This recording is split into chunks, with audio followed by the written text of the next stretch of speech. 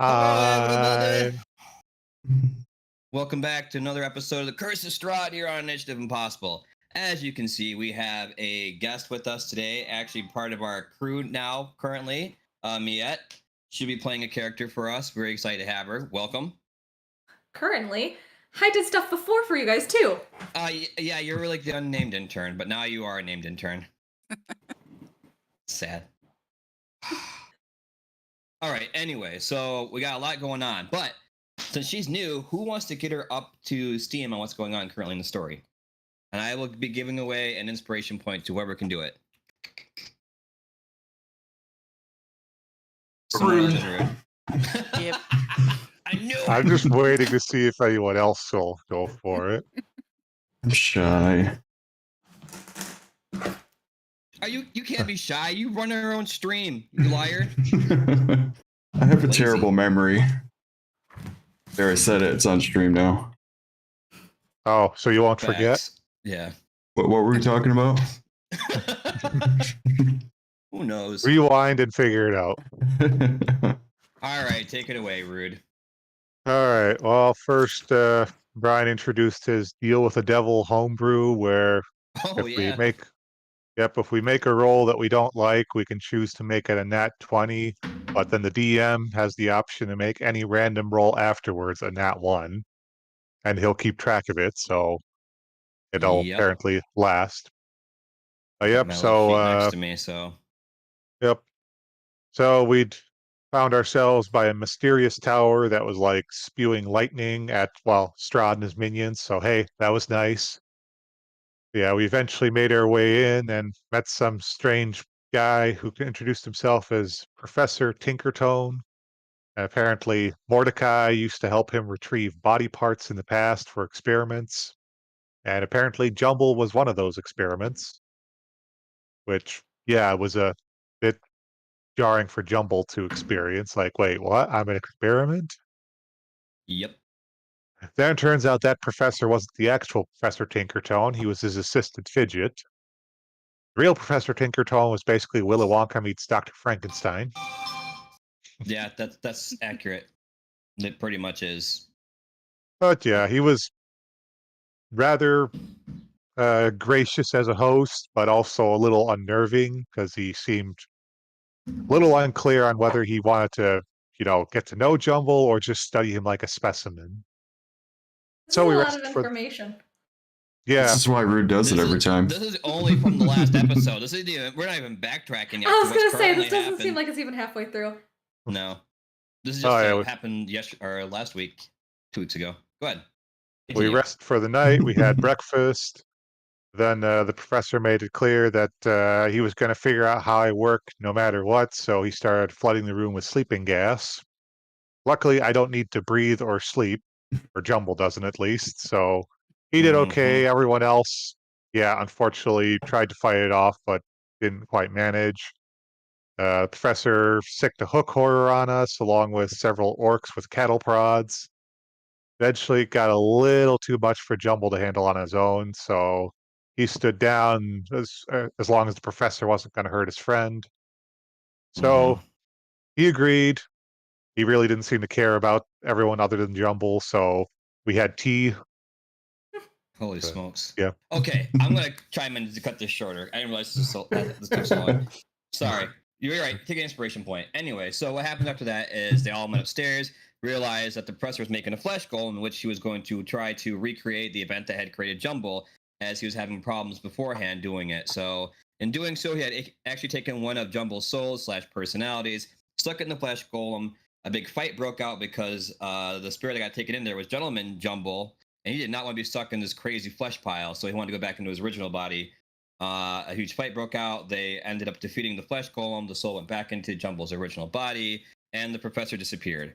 Which case they recently have burned the tower to the ground, taken a couple of things from the tower, and are making their way towards a safe spot called the Abbey of St. Markovia, which is actually supposed to be a holy place in which they are taking Irina, whose name is now escaping me at the moment for her last name, but they are taking Irina there because she is supposed to be the bride of Strahd. Strahd wants her. They're trying to play keep away at the moment, keeping her safe, and also dodging our Jayla, Marilyn Vanderloss family, who want her for their own sacrifice. So it's kind of a whole like keep away situation right now they are currently in. Yep. Yeah. Mm-hmm. All right. All right. One last See thing all before that? we start. So again, as Actually, I've said yes. before, yes, it is a deal with the devil. Basically, if there is something that goes on, our devil's advocate, you roll a 1 or a bad roll, and you really want this to succeed, you can make a deal with me, and I'll say sure, I'll give you the nat 20. But if you do that, any one of your rolls later on that I deem I want a nat 1, I can make a nat 1. Only one. Depending on how many deals you make. Yeah. So one per deal. Yes, Yep. exactly. All right. Eye for an eye. Dr. Feelgood must. Okay, yeah, Baghead. Dr. Feelgood's actually in a whole different realm of existence right now, so we'll have to figure Oh, out where they yep. are. Eye for an eye. Mm-hmm. You give, you get. It's just depending on how you feel. I mean, because it might be something you might important role later on that you're gonna botch, but it could also be a very important role that you really need to succeed on. So, there's just that element of woo. Okay. Anyway, so you guys are curling in the wagon. We're gonna get okay. Blah. We're jumping in now. Here we go. You guys are curling in the wagon. You're making your way to this abbey that you've heard is supposed to be a safe spot. So you, Irina, Ismark, Dumbo, Marilyn, Mordecai, all traveling currently in this wagon. Unfortunately, as our paladin is flirting with Irina, as he typically does, he's not paying attention as he's chatting with her, and he ends up eating some of the pie. I'm not Some going of the with what you dream pies. Yes, one of the dream pies. Now, if you don't know what the dream pie is, they're actually created by these crazy witch-like people who make them out of children's bones. And what it does is it puts them in a state of like lucid reality that completely numbs them to the outside world and puts them in a dreamlike state. So it's essentially like taking acid, but your body stops moving for a bit. So yeah, after that he goes, and he falls over. She kind of snickers a little bit. She's worried about him, but at the same time, like he's okay. He's just like he's in his own little world right now at the moment because he wasn't paying attention and he was going to grab something to snack on or whatever, and he grabbed a pie and not realizing it. All right. As you guys make your way, I want you guys to roll perceptions, other than me at right now.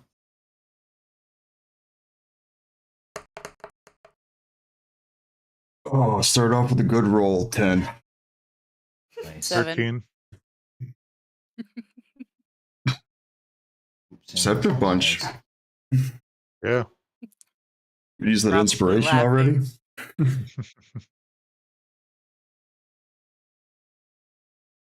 What the what? Sorry. I'm probably just Anyway. sitting there laughing at Zildred. Can't focus. Come on. We're all are you kidding very me? distracted by that. I thought I said. Oh, boo. Okay. Anyway. Keep going. Use. Just so I can see you guys' rolls. So we currently have a 7, a 10, and a 15 or 13. Correct? Yeah. Yeah. Okay. So yeah. Mordecai. You're with Marilyn. You're kind of laughing right now at seeing Zildred passed out. Jumble, you notice as you're getting closer to what you think is the Abbey, the grounds or whatnot, you notice there's a person kind of outside this large gate. And as you make your way along the old Savalt's Road, I'm going to describe what you're currently seeing as you reach this junction. So the road branches north and climbs a rocky escarpment, ending at a gatehouse built into a 20-foot-high wall of stone, reinforced with buttresses ever 15 feet or so. The wall encloses a settlement on the side of a snow-dusted mountain spur. Beyond the wall, you see the tops of snow-covered pines and thin, white wisps of smoke. The somber toll of a bell comes from a stony abbey that clings to the mountainside high above the settlement. The steady chime is inviting, a welcome change from the deathly silence and oppressive fog to which you have grown accustomed. It's hard to tell at this distance, but there seems to be a switchback road clinging to the cliffs that lead up from the walled settlement to the abbey. So, as you guys make your way out of this wooded clearing, you come across and you're starting to see that there is like this large wall, but above that wall, you can see some smoke, some trees, and you can see a bit of the abbey. It's up on a hill. But also along that, you see near the gate a person currently sitting there wondering, looking around a little bit, just kind of resting, not sure 100% of what's going on. Well, quick perception roll to see if it's another one of the vampires that we've had to deal with. Oh, Oh, yeah, by all means. 21. 21? Oh yeah. Yep. No, they do not look vampiric. Their skin does look like different color than the pale that you've noticed before. Definitely looks like it's got more life in it than the usual Barovian people. So not from around here, from what you can see. Okay. How close are they to me? The wagon is currently rolling up upon the gate, so I would say about 20 to 30 feet currently. Roll perception. Oh, sorry. Used to physical. I reached for non-existent dice. It happens. We've all done it. Roll. I'm confused by this. I'm sorry. You're fine. Do I click the everyone roll or self roll? Everyone. Probably everyone. That way I can see your roll. Okay. 4. Yeah, you are completely out of it. Again, like you're still trying to get used to your surroundings. You're not used to all this fog and stuff, and so you're currently just sitting beside the gate right now, kind of just chilling at the moment, wondering what's going on. Oh, and you can just click the plus next to perception to roll them. That way it'll add your modifier as well. Oh yeah, Oh. that will help. That would actually give you a better bonus, probably. I have to go to skills first. Hmm.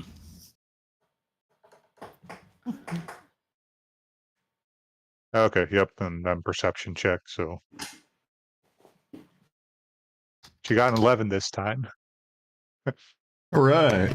Can she see anything? 11, you said? Yep. Yeah, you notice the wagon. You can't quite make out what's going on with the wagon, but you know that you can see a figure is driving in a male, and it can almost tell that there's definitely some people in there, but you can't make out who is in the wagon. You just know that it is definitely a group of people approaching the gate currently. Okay. Hi there!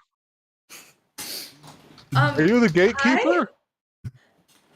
No, I don't quite know anything about this place. Do you know stuff about this place? It's very creepy a lot of the time. That it is. Wait, I think I recognize you guys. Aren't you guys the people who are in Fendelver? Yes. Never been. Oh, saw your- yeah. I saw your Actually, guys' you group were helping there. around. Yes. One of your guys' people, the paladin. I do some of the stuff that he does. Just I don't quite understand it yet. Is he with you guys? Sort of. In a For a sense, certain definition of with us. but he's not really with us. You get what I mean? I don't. See, the lights are on, but Well, nobody's home. I kind of lift him up to show his bleary-eyed look. Yeah, he ate something that didn't quite agree with him, so he's a bit in La La Land for a while. Oh, yikes. I was hoping that he'd be able to teach me how to be a proper paladin. Do you know when he's gonna wake Well, up? here's a good lesson for you. Don't eat random shit you find.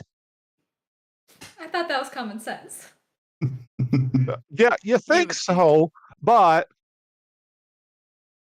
that's all I got. I don't exactly follow the rule myself sometimes. No, he definitely does not. I can attest to that. But that's to Well, what?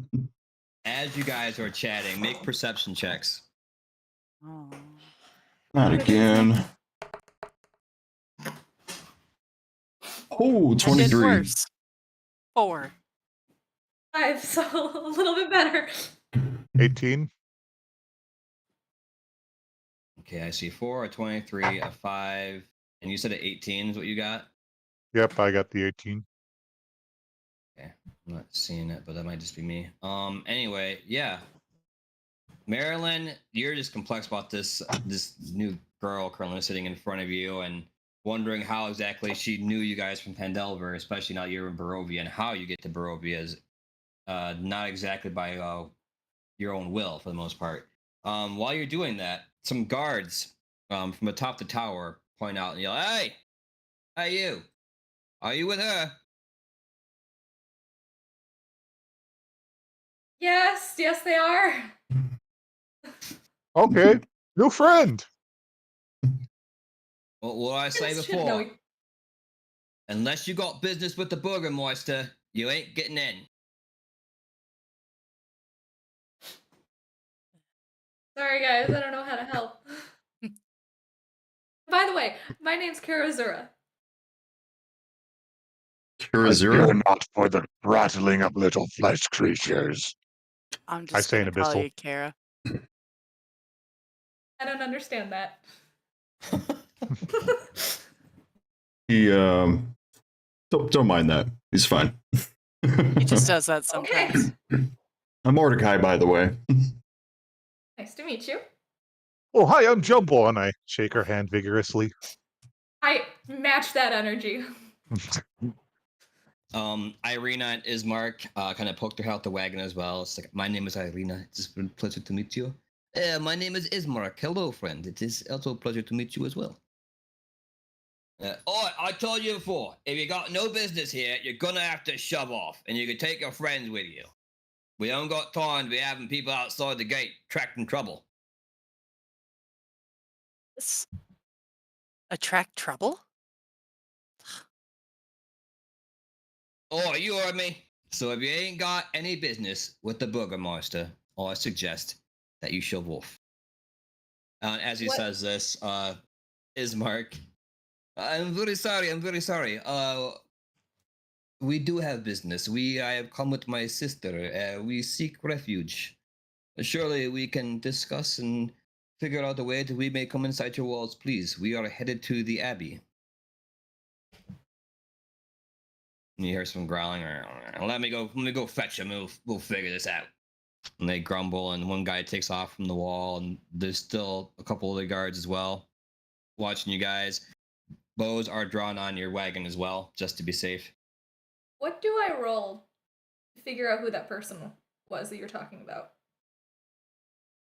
The Burgermeister? That would Yeah. be insight. Mm.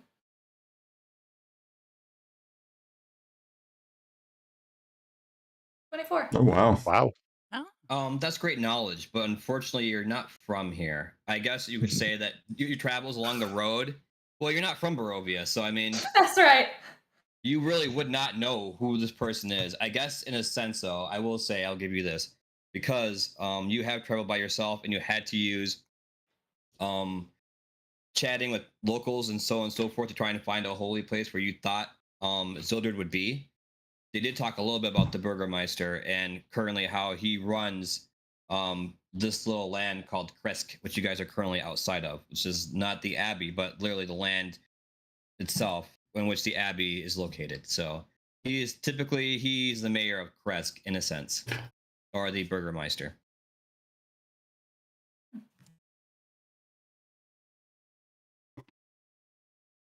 So you know he runs things here at this area, but that's the extent. Background, lifestyle, you have no clue.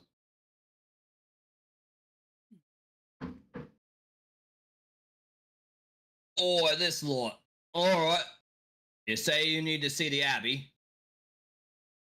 What are you? Why you going? Why you want to go to the Abbey? Well, Irina here kind of needs to get away from a very bad man. Oh, so you won't bring trouble to my town, eh? You know we've avoided Strahd's gaze for so long now, and now you want to try to bring more trouble here? I don't think so, friend. If you want inside these walls, you're either going to do a little favor for me, or you're going to shove off. Well, favor What's the for you. All right. We've been trapped inside these walls for some time now, trying to keep out some of those foul creatures that Strahd brings about.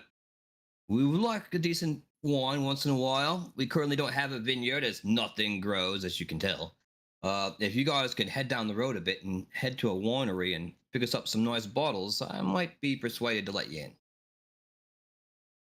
You're sending us on a beer run?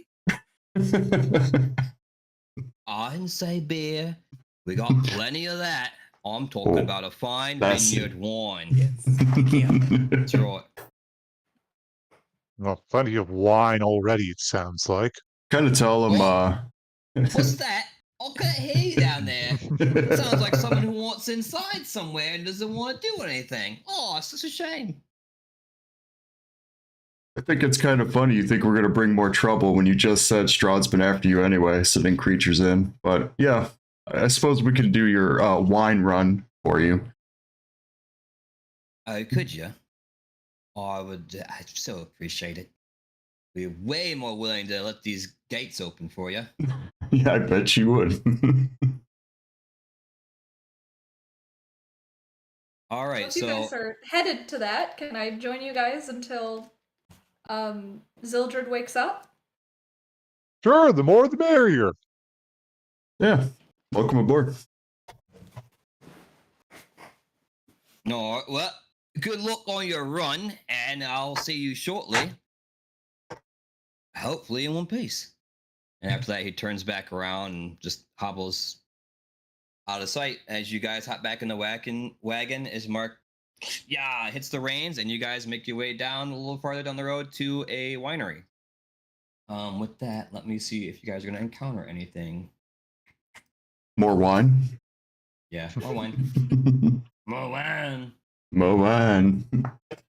Ooh, what was that? That was it. Gotta open up the encounters real quick for randoms.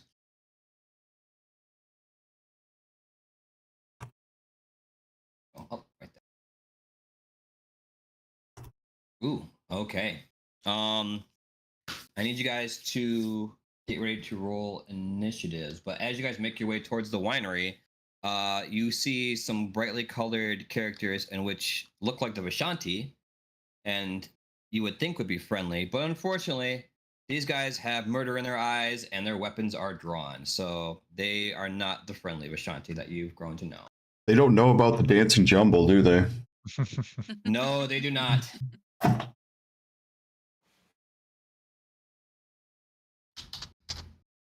And I misspelled that. Come on, work for me, please. Why are you not doing what you're supposed to do? You will bring us a shrubbery. A strawberry. Nice one, JR. Strawberry. Well, then they'll ask us Oh, for that's another fine. one. Right. You will. If you give a mouse a cookie.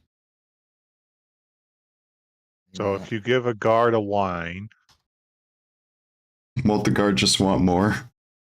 He'll get drunk for a day. Teach him to go get the wine. He'll be drunk forever. Teach a guard to whine. Be honest, guys, apologies. I was not expecting to have this much trouble finding one character. Okay, got it.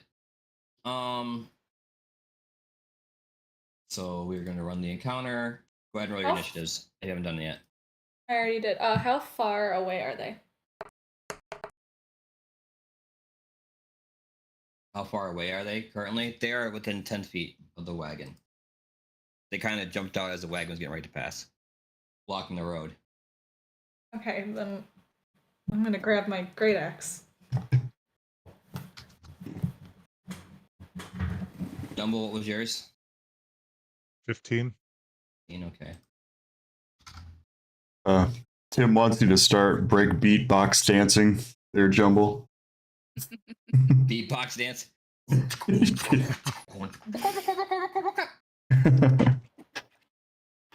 Okay, Well- with that, it is the bandits' turns. Oh. And they will try swinging at Ismark, trying to pull him off the wagon. They're better at rolling than we are. That is a hit. And they are going to try to strength check to drag him off. No. Okay. He's still on, but he's gripped. Script. The second one is going to try and poke at you guys from the back of the wagon. He brings out his sword and tries to cut at Jumble. And that does not hit. Not even close. All right. And the Hey, third what one was that for? is going to try and poke through the curtain, trying to stab within the wagon again. Trying to just hit some flesh. And it's a miss.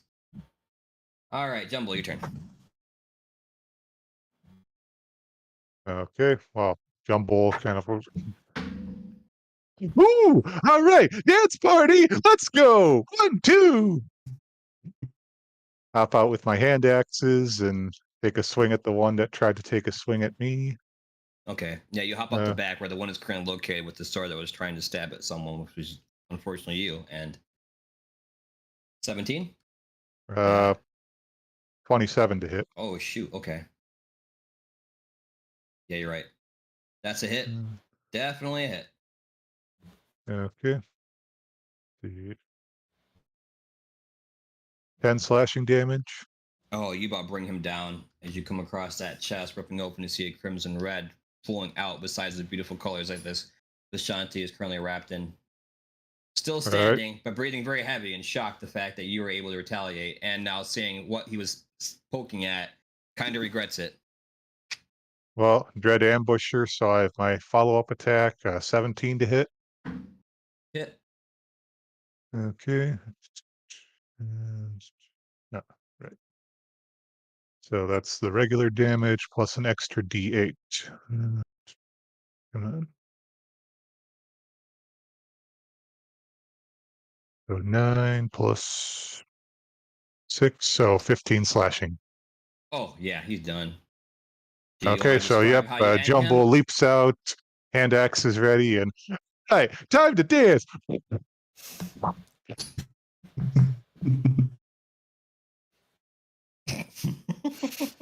All And done I to just- like a techno beat.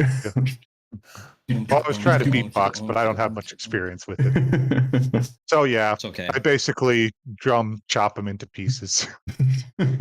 Chop him up. Ta-da! Totally do so. You chop him down to pieces, and even a scream gets out of his throat before he's completely dismantled by Jumble's crazy dancing, raving X dance. Wow, With they ought to call you Jumbo. Mordecai up next. I pull out my gun. Wow, what a shocker! I know, right? With a 15 to hit. That hits. Yes, sir. What are we aiming at, though? What are we shooting exactly? Well, obviously the guy. How many are there? There's 2 guys. Well, one of them. Okay, you aim at a guy. I aim at a guy. You hit his mark. Oh, wait, dude. Come on. Well, there, you said there was a guy gripping him right now, right? Yeah. Yeah, I shoot that guy. Okay, and that was 14 damage. Yeah. Oh, you basically blow his head clean off. Yeah. Nobody That touches close my range, friends. your pistol's almost touching his skin as you just let go, and it just completely blows that hole through his head. Without missing a beat, I swing over to the other guy. Okay. And yeah, I say, prepare to die. That hits. With a 6. Yeah, not as much. No. Since this guy is poking through the wagon, you still have, like, you can't see. All you know is where the sword had poked through, you're shooting now, and you do clip him. You hit him right in the shoulder. So that kind of freaks him out, not realizing that you're carrying a powerful weapon like that. So he's a little shaken right now and scared. All right. Karozura, it's your turn. I'm kind of shocked by everything that's happening right now. Straight up murdering people. Yep. Yeah, welcome to the Society of Murder Hobos. Now I ask later. will attempt to knock out whoever's closest to me, whatever enemy's closest to me. Okay. The only one that's left is by the wagon that had tried poking through to stab at someone and missed because they were blind and couldn't see anything. So, with the shot and the now big gaping hole, you should be able to get a good look at where he is currently. Okay. I'm an attempt to. That's a hit. Okay.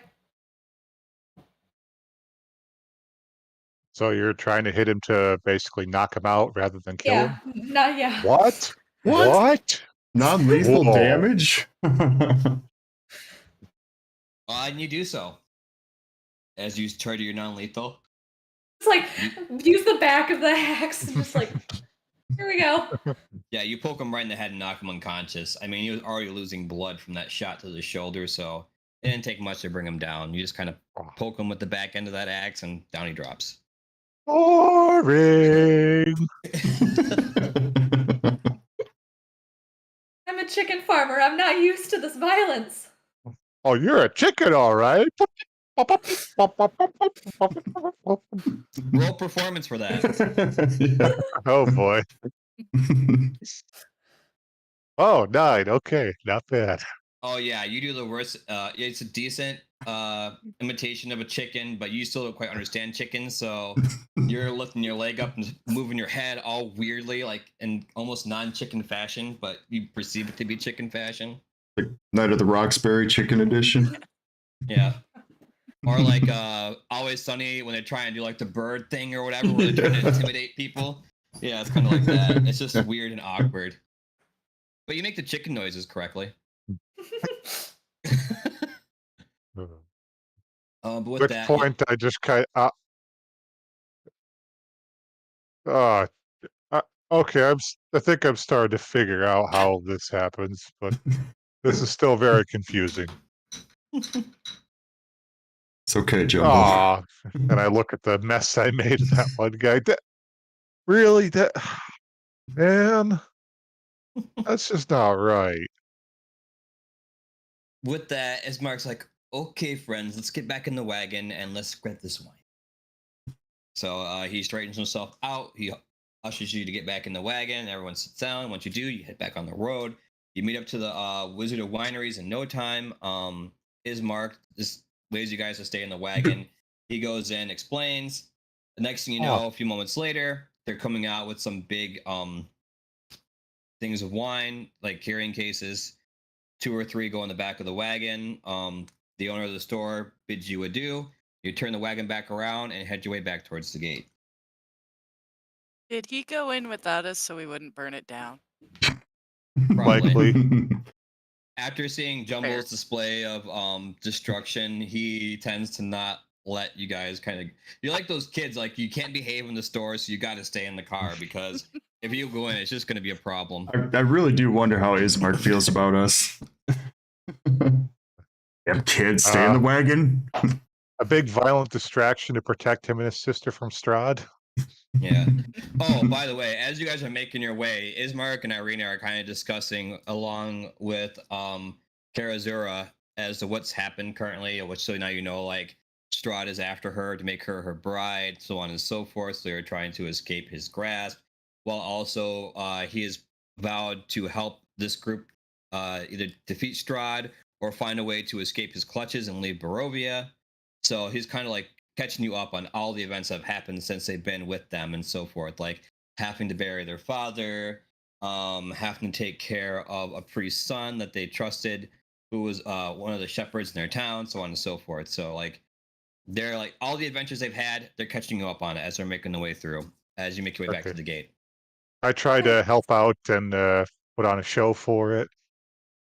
Let's Roll see. performance. Yeah, I just did 7. So Well, yeah, it's a horrible.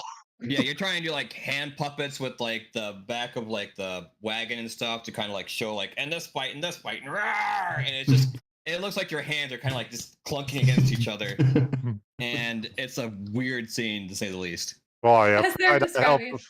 probably doesn't help with me going, okay, so then this happened. No, this happened, boy. Oh, you listen to him. Oh, please, you're all wrong. Yeah. Apart. So Just as they're describing to me, oh, you poor people, and then all of a sudden he's doing this, you poor people. Yes, very much so. yes. And then you make your way back to the gate. Ismark calls out to the one of the soldiers above and says, "Hey, we have your wine. Please bring the Burgermeister forward so that we may pass through and have safety." And after a bit of grumbling, blah blah blah, I was like, "All right, you lot, let him in." And the gates open up, large gates, and you guys make your way through into the town. And I Thank will you. put, yeah. Just bring me the wine. Enjoy your okay. wine. I grab a bottle of wine. I'm going to try to climb up there. Are you trying to climb up the wall right now? Yep, with a bottle of wine, nat 20. Yeah, I don't think he tried. I think he did. Yeah, that's a 50-foot wall. But yeah, no problem. You climb that thing like a crazy spider monkey. You're able to find little grips and crevices in this like stone wall, holding the bottle of wine as you just like race up there crazily. And you make your way to the top. They all are stunned. Weapons are drawn upon you, but the Burgermeister kind of halts everyone at first. There's currently 2 arrow guards and then a couple of guards with blades. So a total of 4 besides the Burgermeister, who is telling them currently to chill. So Here's your wine. he kind of like reaches for it, like thanks, thank you. Pull me down, I guess, and we'll discuss things. Okay. This is like That'll make him think Looks enough. twice about Yeah. asking travelers to do wine runs from now on. yeah, he looks a little weirded as he takes the bottle of wine, he pops it off, whatever, the cork, and takes a big swig of it as he heads down the stairs. You follow him through, blah blah blah. You notice as you're making your way through though, roll perception. Mr. Happy Go Lucky, climb the wall. Oh yeah. As you're making your way down, as you look across the walls and stuff, you notice that there really only seems to be a few guards at the front of the gate. Like, there's not a whole lot of people within these walls. Oddly enough, for a fortress like this, there's almost no one, and it's weird. But you make your way down to the rest of the group. Burgermeister instructs you that there is a empty home within this vicinity, which you can stay at if you'd like. And he'd like to discuss some more things with you. After doing a favor for him, he may be able to tell you a few more things about the land and what's going on currently. Yeah, So- I'm going to roll insight on him just to see how on the up and up he is with that. 21.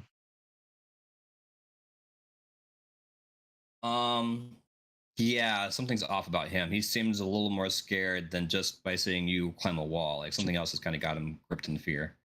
With that, here is currently the map of Kresk. I'll be sharing with you guys currently right now, from what you guys can see. You have just made it into, if you can see from the bottom south where the gate goes around the building, that's what you guys have just climbed through. Oh, okay. So for those who see, you are currently from the south part. You were right at that gate yet. So you made it in with everyone, and you're currently just in the outskirts of this village, kind of, as you're making your way towards the center a little bit. And once you do so, everyone seems that they find a place to tie up the wagon towards inn of sorts. And everyone kind of just like brushes themselves off, gets everything situated and takes a quick sigh of relief to know that they've made it. With that, the Burgermeister looks at you guys and is like, I take you guys are here to go to the Abbey, right? That's where your current plans were, to go there and keep Irina protected, I want to say, right? Pardon me, but how did you know her name? You gotta be kidding me. Anyone who's anyone knows exactly who that is and who's after her. And I can't say that you'll be much safer here, especially what's currently going on at the Abbey. Things have changed. Of course they have. What's going on? What do you mean things have changed exactly? It's not exactly ran by the most holiest of peoples anymore, I can tell you that much. Oh, do tell. Defilement of a holy place. How joyous. I say in Abyssal. Of course you would say that in Abyssal. Well, Only yeah. he would say that in Abyssal. What's going on? The Burgermeister is currently discussing his woes with the group. I know, but I don't understand Abyssal. One person in the group who doesn't. Yeah, exactly. Don't mind him. He's being jumble. He means no harm. It's just like a very violent toddler, and then all of a sudden, whatever this is sometimes. Yeah. It sounds bad, but it's not really that bad. It's just very confused. Yeah, just make sure he likes you. Well, he ushers you guys to come into his cottage across from the inn to discuss a little bit more.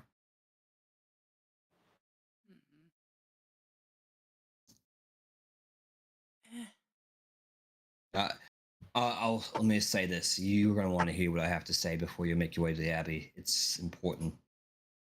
Some things have happened that I wouldn't suggest happen to you and your little, at least without knowing first what you're stepping into. Fine. Thanks. It's nice to hear the compliment of Vanderloft once in a while.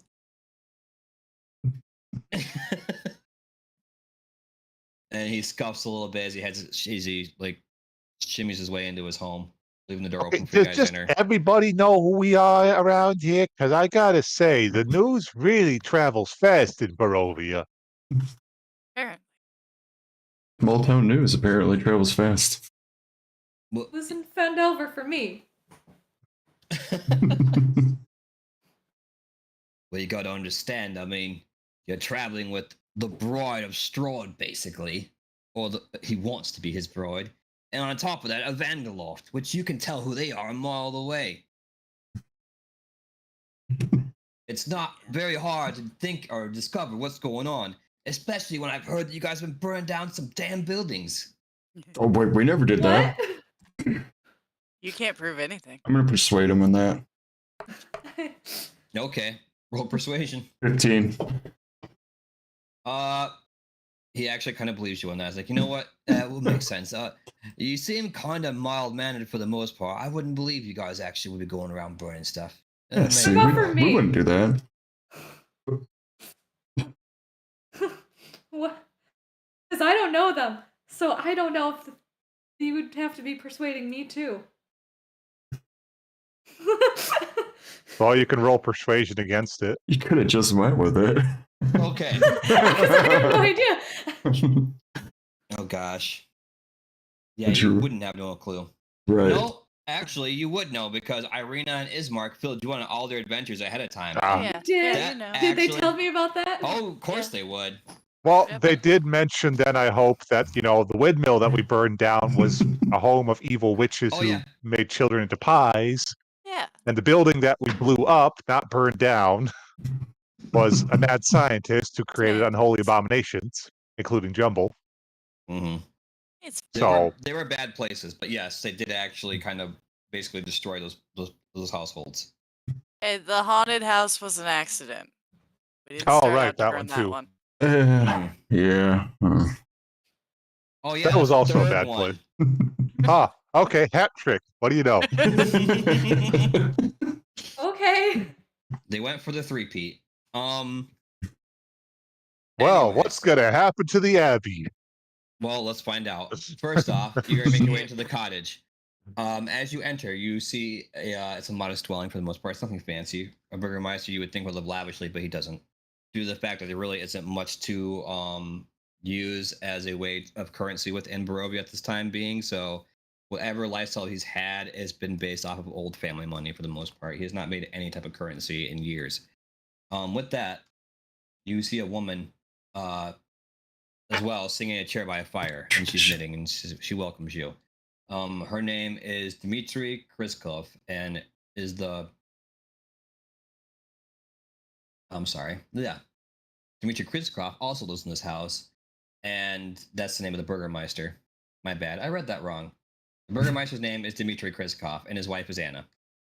I was gonna say, Dimitri does not seem that feminine of a name, but who am I to question it? It's Barovia. There's all kinds of names that are exactly feminine for feminists.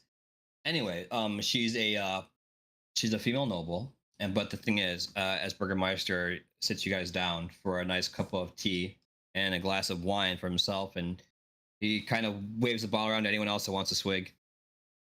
I shout in Orcish, liquor! All right, then he pours a couple glasses for you guys as well and passes them out to you too. Wait, did he understand the Orcish?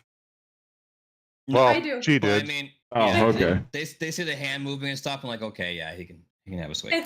Instantly, it's like home. And the Burgermeister is sad because the reason why he was in such a fret is because he has no more living children.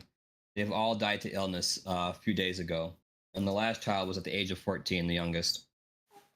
Because of this, there is no longer a source of their bloodline. It has died off.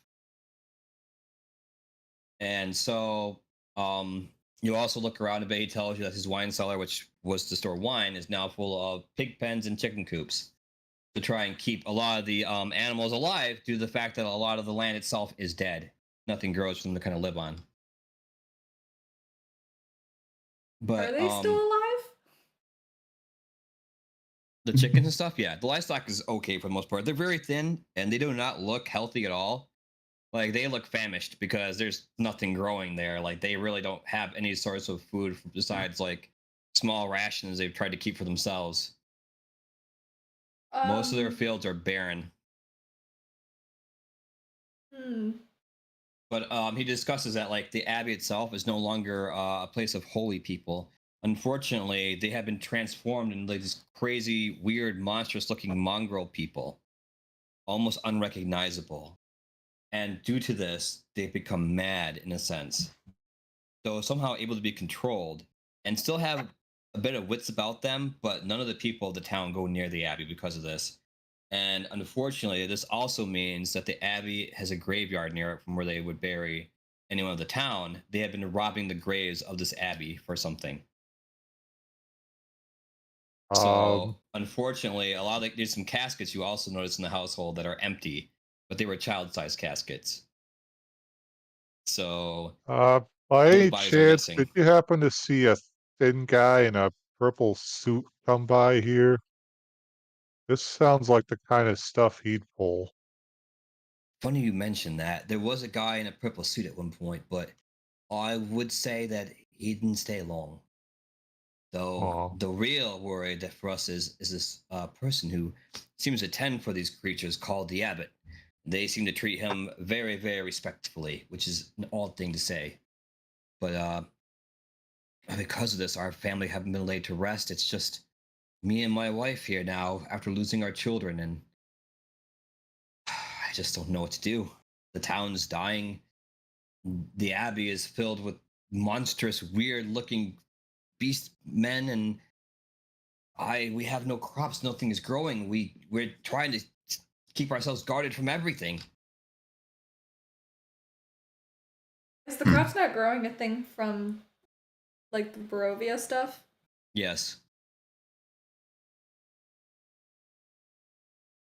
Okay. Barovia is typically a dead land thanks to the curse put upon it by Strahd when he took over.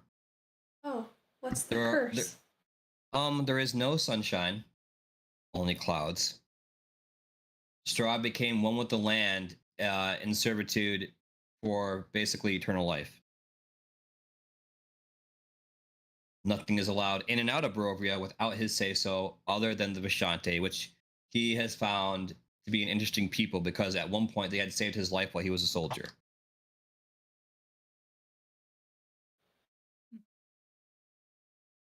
So as Strahd is undead, so is the land in a sense. Which is why if you ever see pictures I show you of people around the area and they look to be vampiric or undead, they're not undead always. It's just the fact that there is no sunshine in their land. So they have very pale skin. Just as a heads up. Also, because of this, magic and other things of that nature is sometimes twisted into something weird or demonic in a sense. So a mage hand that would normally appear as ghostly or ghastly will show up as skeletal with a bit of flesh on it, and so on and so forth to that nature. So the very land itself is twisted by Strahd's will. Mhm. What a twist! What a twist! Okay. With that,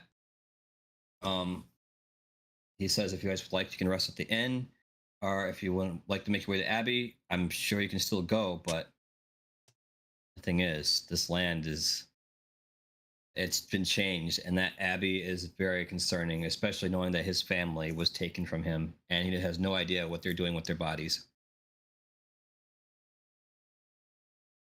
That just ain't right. Taking a man's children. How We- old are they? Um, Not the children, but the people. they're within their 40s to 50s. They're in no way going to be able to have children again. That was the They can last. still have children. Oh, she already through menopause? Yeah. From what it's saying is here, that was the last of their line, and no more can be made. So I'm gonna guess that's it. Hmm. Not exactly healthy living around here, so That too. Especially when their chickens are covered in half feathers and different types of boils and things.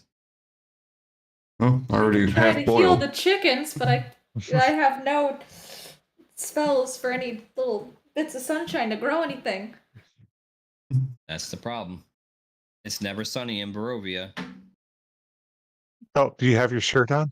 No, I don't. I'm wearing my red Oh, one. Sorry. for shame.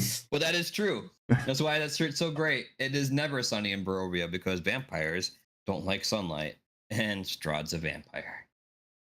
Oh, write that down. That's important. Vampires Right. do not like sunlight. Sunlight.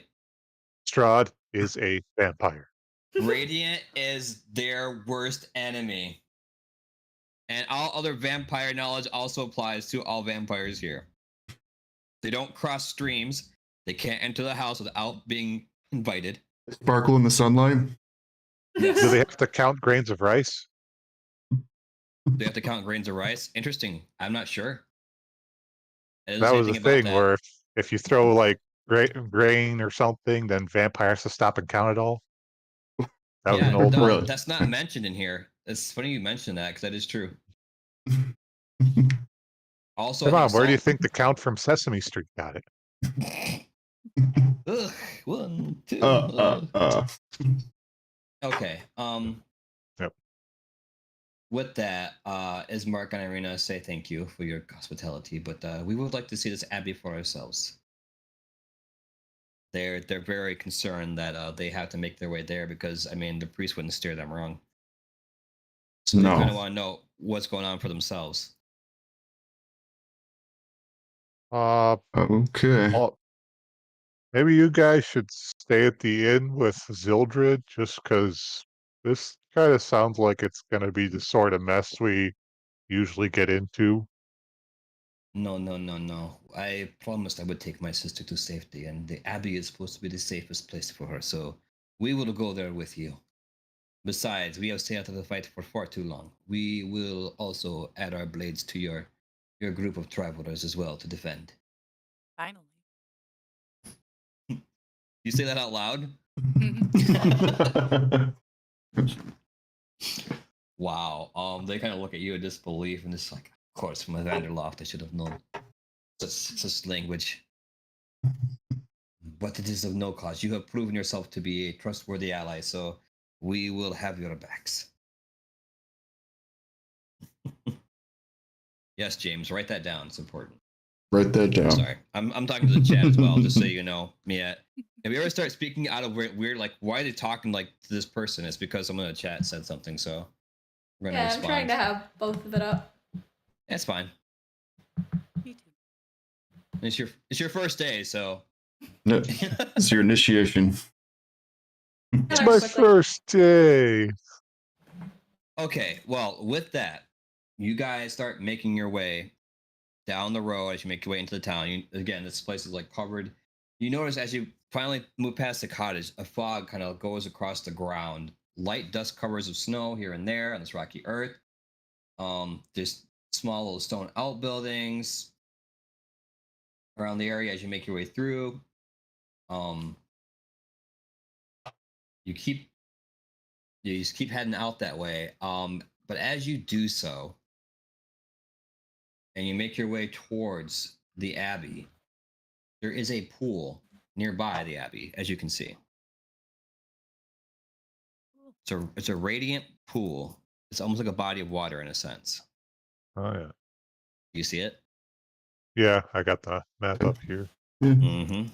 Big thing of water Yes. there. Yep.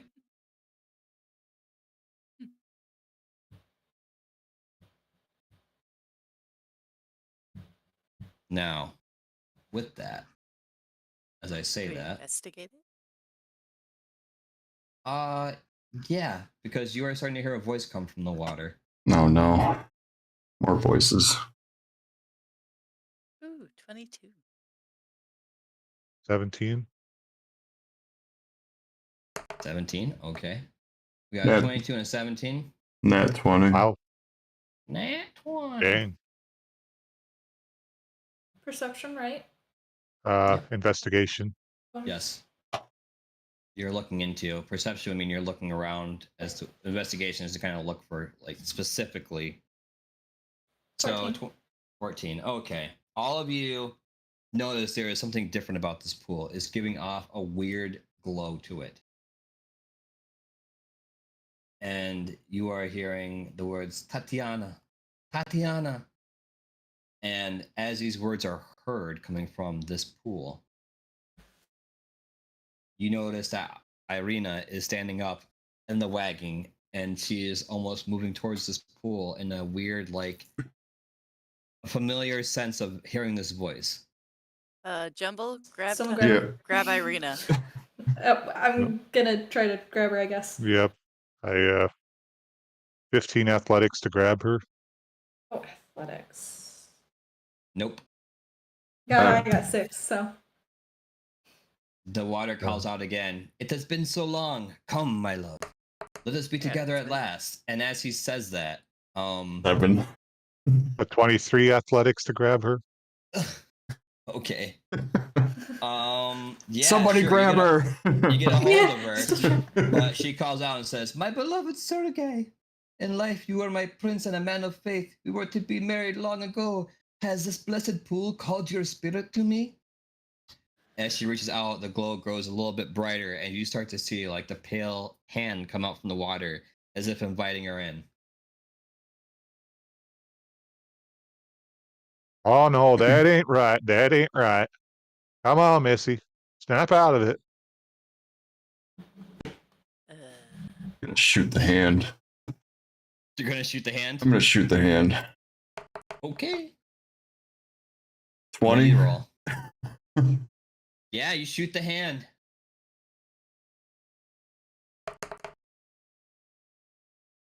11. Yeah, the hand disperse. The water goes back down. Upon that happening, Irina screams at you and starts kicking, trying to escape the grasp of Jumble, trying to reach the water. And I'll attempt to calm her down. I rolled persuasion. I was gonna try to Oh, okay. tell her you don't want to go in that water. That is not who you think it is. Do not trust anything around here. It's a 21. 21. Yeah, to persuade. She starts to calm down a little bit, seeming to try and believe you for the most part, but still, like that was the man of her love of her life before things had happened to him. But roll perceptions right now as you start to hear a thunderous noise from above. Clouds start to form even darker than normal. 11. 18. 13. Ooh, 17.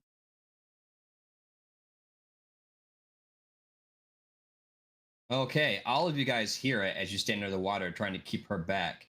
A deep, dark voice from beyond the mountains. And you hear, and you recognize the tone.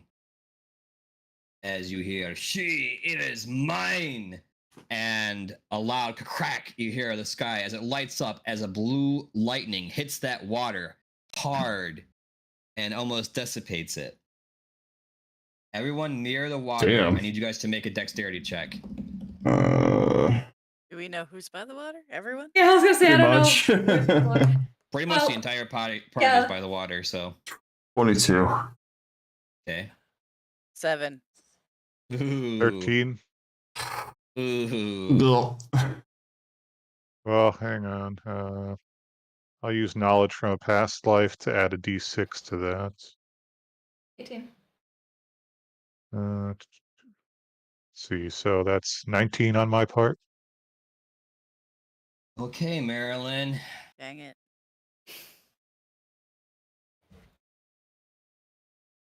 Oh no. What did I get hit with? Oh. Blue lightning. Oh. Ugh. Ow. That's A just rude. lightning bolt just struck that water, and anything within a 15-foot radius is about to take some heavy damage. Everyone else is going to take half. Not you. I'm gonna die. Wait. Can I do it like a reaction or something? Well, One of don't them- you have your steel defender? Well, Can't Battle Cat do something? I don't know if Battlecat can absorb all the lightning. Somebody push me out of the way. Can't he give her advantage on a save or something? uh, That was let me see. I don't like Brian's look. Well, I was gonna try to cast absorb elements and have the lightning channel through me instead. This is where it would be good to have 2 paladins. Yeah. Oh, okay, so you want to try that, Josh? Yep. Why not? Roll athletics first. Athletics. Oh shit. Yeah. Let's see if you can move in time. Oh no. That's a deuce. Oh no! Oh no! Oh no! Hey, Maryland. 48 damage. 40. Me? Everyone else take 24. Can't even go to 48. Yeah, I'm dust. Or is it just You get 48 24, too? Josh. You take half of the 48, Josh. You know, Josh, we haven't done a deal with the devil in a second. Would you like a nat 20 for that roll you tried beforehand and failed on? Yep. Sure would. Okay. So what does your absorb elements do, Josh? Okay, well, the spell. I know it gives me more resistance to the element of choice, which would be lightning. So I would take half, which would be still 28, correct? Or half 24. that. 24. Yeah. And I store some Well, of he that takes it energy, instead but of Maryland. yeah. That was the objective. Yeah, so everyone would just take 24 damage then. That keeps me alive. Barely. Same here. Best I could do. Thank you. How damage Wait- does everyone? Wait, did Marilyn actually say that out loud to me? I'm Yes. pretty sure it Yes, she sounded like did. a yes. You said thank Yeah. you. Wow. You got your praise. You can die happy. Face is all black and burnt, but Yeah. I'm smiling ear to ear. Yeah, that pool is completely decimated as there's nothing now left but a dry spot, and you see the spirit of Irina's love fade off into the air and just completely dissipate. How damaged is everyone now? I have 3 hit points. 3. Mm. Okay. Can we go back to the Burgermeister's place and rest? Yeah. Yeah, please. Yeah, I think that's a good idea. On the way back, Mordecai's Irina, gonna by get a the kiss way, on the cheek. is completely distraught. By the way, Ooh. Just in case if there's anything on the way back, I do want to heal you a little bit. Just in case we do an encounter anything on the way back. Appreciate it. Don't trust this place. you know that's actually not a bad point. James just said you're taking the 24 damage and Maryland's 24 damage. But it's cut in half, right? Oh no, that is half. That is half. So you will be taking the full 48. But I'm dust. Oh. No, it's fine. If you're gonna get in front of her, you're basically taking the front, so it's fine. I'm gonna call it good. Just because the way you made it sound like you're literally gonna jump in front of her to protect her from that bolt. Yeah, So in just all honesty, don't take damage at all. Then, Marilyn, no damage. Oh. You took the He brunt. jumped fast enough to intercept a lightning bolt for you, Marilyn. Thank you. Mm-hmm. give me a kiss on the cheek. Now he owes me a nat 1, so that's gonna be fun. When you don't have to remember that. Oh, it's already down. I got it written in the book. He has a book Owes for it. me 1 natural roll. Just kidding. Pay what you owe. Anyway, no, the pool, like I said, this magical pool is now non-existent, and the spirit of Sergei just lifts up in the night and it dissipates. As now Irina is distraught, knowing that you guys have just kept her from the love of her life. Okay, so how bad's Jumble's health right now? 9.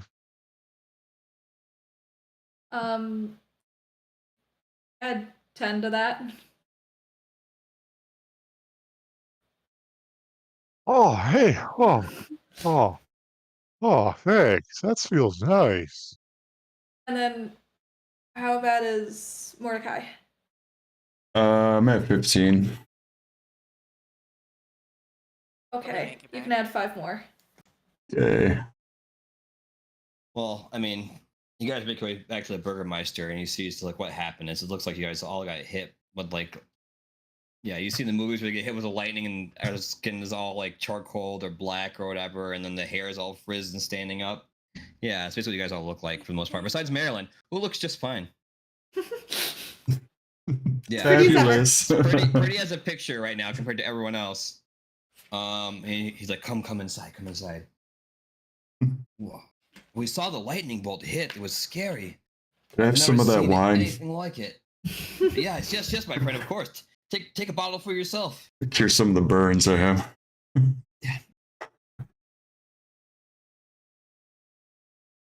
Yeah. Yeah. As you can see, what's happened. He's surprised and like, wow. I mean, that I heard that lake had some magical properties, but I had no idea. Yeah, Irene ain't talking to anyone. She looks like a soulless body right now. She's just completely distraught. I want to comfort her. You can attempt, but I don't know how good you're gonna do. You guys literally just tore her away from the one person she loved most in this world. So This is a lot of things are happening all at once. that's why I said this was gonna be an interesting episode to see what you guys are gonna do. We don't know it what was- we can trust here, so Yeah. I acted accordingly. I apologize, Either help Serena. her- If we hadn't helped, Zildred would have been heartbroken, so we'd have had to deal with somebody heartbroken. Mm-hmm. I'm gonna roll insight, so never mind. 9. I was gonna kind of try to feel get a feel for if that whole spirit thing was genuine or if it was just genuinely a trap from Strahd. But yeah, 9. So I'll just pass it Yeah, off you as a have suggestion. no clue. You just know that she's distraught, and you're it's a little bit sad about it. And like you said, you don't know if it's a trap or not. So I guess you announced it out loud.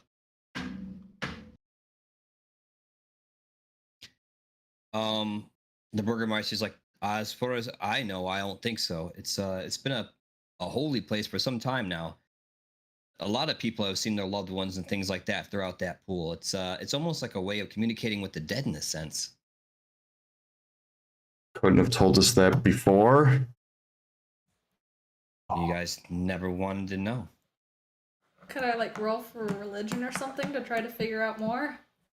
Sure, if you well, I'm gonna say no. Had you done that beforehand when the water was there, I would have granted it.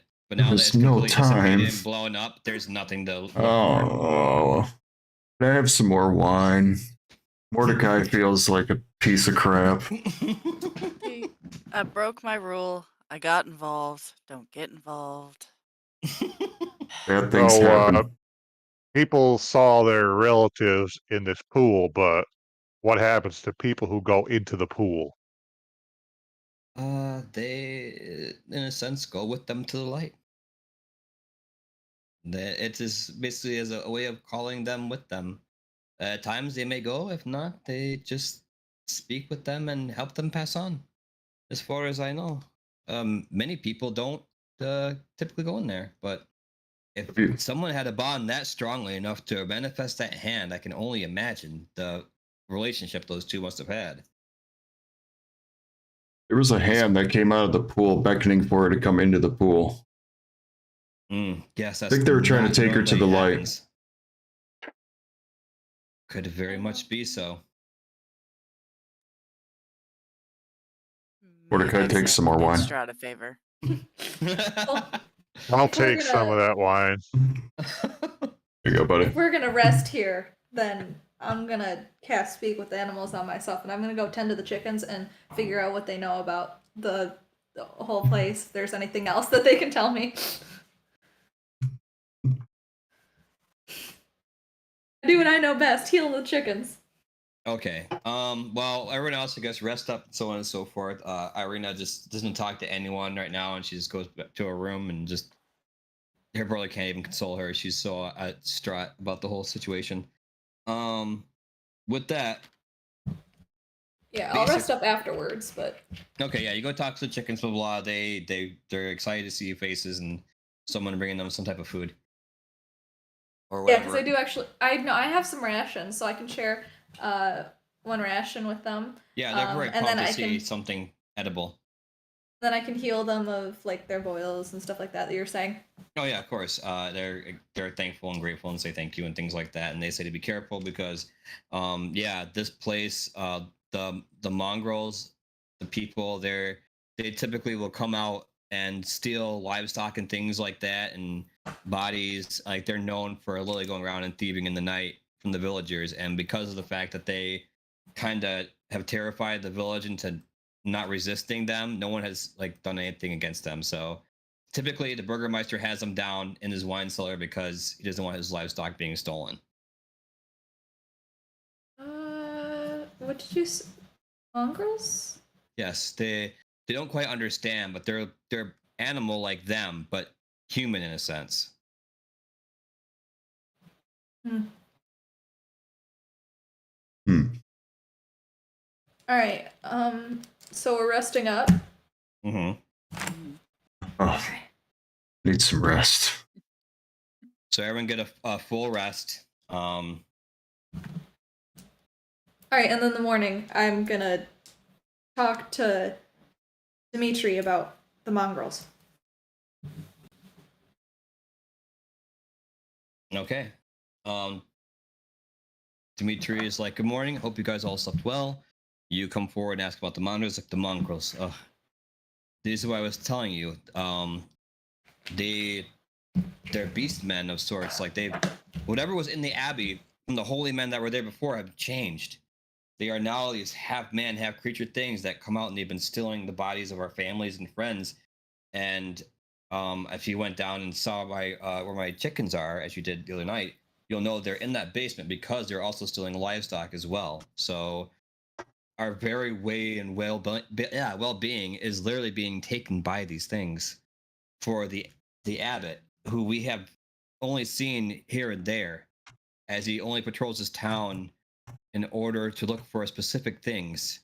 In fact, he's actually asked me to grab something for him specifically, and I was very concerned about the thing that he wanted, for it's not something we typically would be asked to make. What was the thing? A dress. A dress for the bride of Strahd. Is the dress anything special? The materials that he wants us to use to make the dress are near impossible, let alone the fact and requirements in which he has asked for is a size we have never heard anyone ever be made before for such a tall order. The dress itself is enormous, and I can only imagine for what they would want to put this dress on. Boy, this Strahd guy just needs to get laid and move on, for crying out loud. If only were that simple. I've actually spoken to the abbot on this matter upon trying to fulfill the request in which we do not have the materials, and he has said that we do not have much time to do so. Otherwise, we will be met with divine judgment. And the way he said that was terrifying, for I actually felt that he did have some type of divine ability within him to do so. Fine. The Burgermeister looks a little concerned after hearing Jumble say something that he can't understand. They told me to just get used to this. Yeah, it's fine. I know I've just let you in these walls, and unfortunately, the safety that you were asking for cannot be reached. You have my apologies, but if you could do us this favor, in which maybe talk to the abbot about laying off a bit and letting us be, so we can try and have some type of livelihood and find a way for this request to be filled, we would be grateful. I'd like to talk to the abbot. He did give us a place to sleep.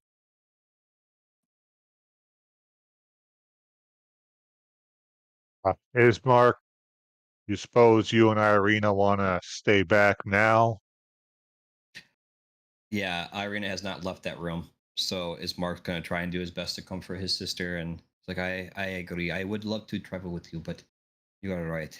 After the events of last night, she's in mourning, and I dare not move her. So, yes, I will stay with my sister and look after her. You have my blessing, and I wish the gods favor for all of you in this travel. And We he put put the back s- upstairs. We put the sleeping Zildred in there with them. Yeah. Some comfort for her. No, you guys left him in the wagon. So Some comfort. I Jesus. imagine you just dumped her body there. yeah, Or you his just kinda- body. you chucked him on the floor and left him. He just slept right through a lightning strike. Yep. Who does We've just that? been dragging him along on all of our adventures. Yep. He was in a wagon most of the time. Most of the time, when was he ever taken out of the wagon? That's what I want to know. Oh, we had to bring him inside at some point. It's true. Okay, so anyway, your party makes its way up to the abbey this time. You walk by, as you see again the stone, the cobble, things like that. The pool from which the radiant pool once was is no longer there anymore. It is nothing now but a burnt piece of ground where water once was. There's a little Yeah, bit I'm of starting to smoldering. think Irina can't fight. I think she's making it up. She's You never think helped. so? Well, I think I'm that gonna- armor's just for show. Well, I don't think she's gonna be fighting for you guys anymore after you guys tore her from her beloved. So She didn't fight before. It's fine. No different. 21 insight on what's left of the lake. Just, am I getting bad vibes from this place? Or that definitely feels like Strahd now for sure, but it definitely is Wow. not giving off a magical aura. The glow that once was on that lake is no more. It's just literally looks like a lightning had struck the ground. There's a bit of a crack in the earth, burnt ground, a little bit of patch of maybe some like moist soil, but that's about it. It's pretty dried up. Like a lake that once was but is no longer. With that, you guys make your way across to the abbey, and in doing so, you come near the front gate of the abbey, and you see a couple of robed figures kind of walking about the grounds.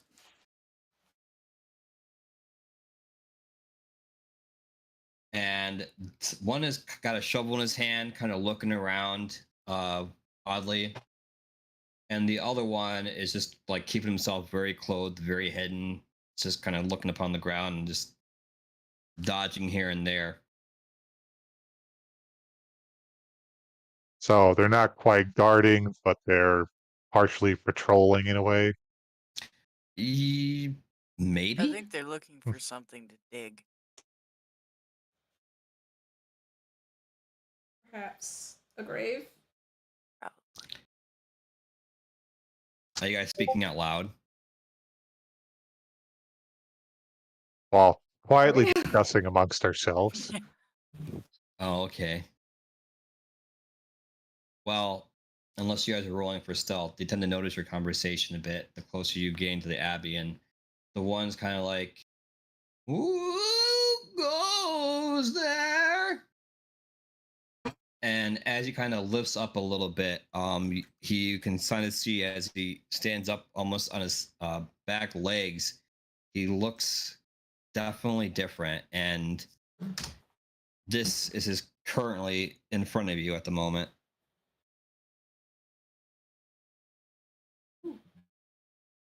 Hi. We came to talk to the abbot about something. Oh, the abbot! I'm sure he'd like to see you. And he seems to be a little more excited as you see his tail kind of wag a little bit, oddly enough. Oh, good boy. It's a human puppy. Just so you know, the by his description, he is typically a beardless dwarf with patches of donkey flesh covering his face and body. Oh. Oh, So more donkey, less doggy. dang. Oh. Interesting. And next to him, the other one speaks up. It's like, Otto, are you sure you shouldn't be inviting these strangers into the abbot's home? We don't even know where they're here for. And as he approaches, you see his form as well is not as humanoid either. And here's what he looks like.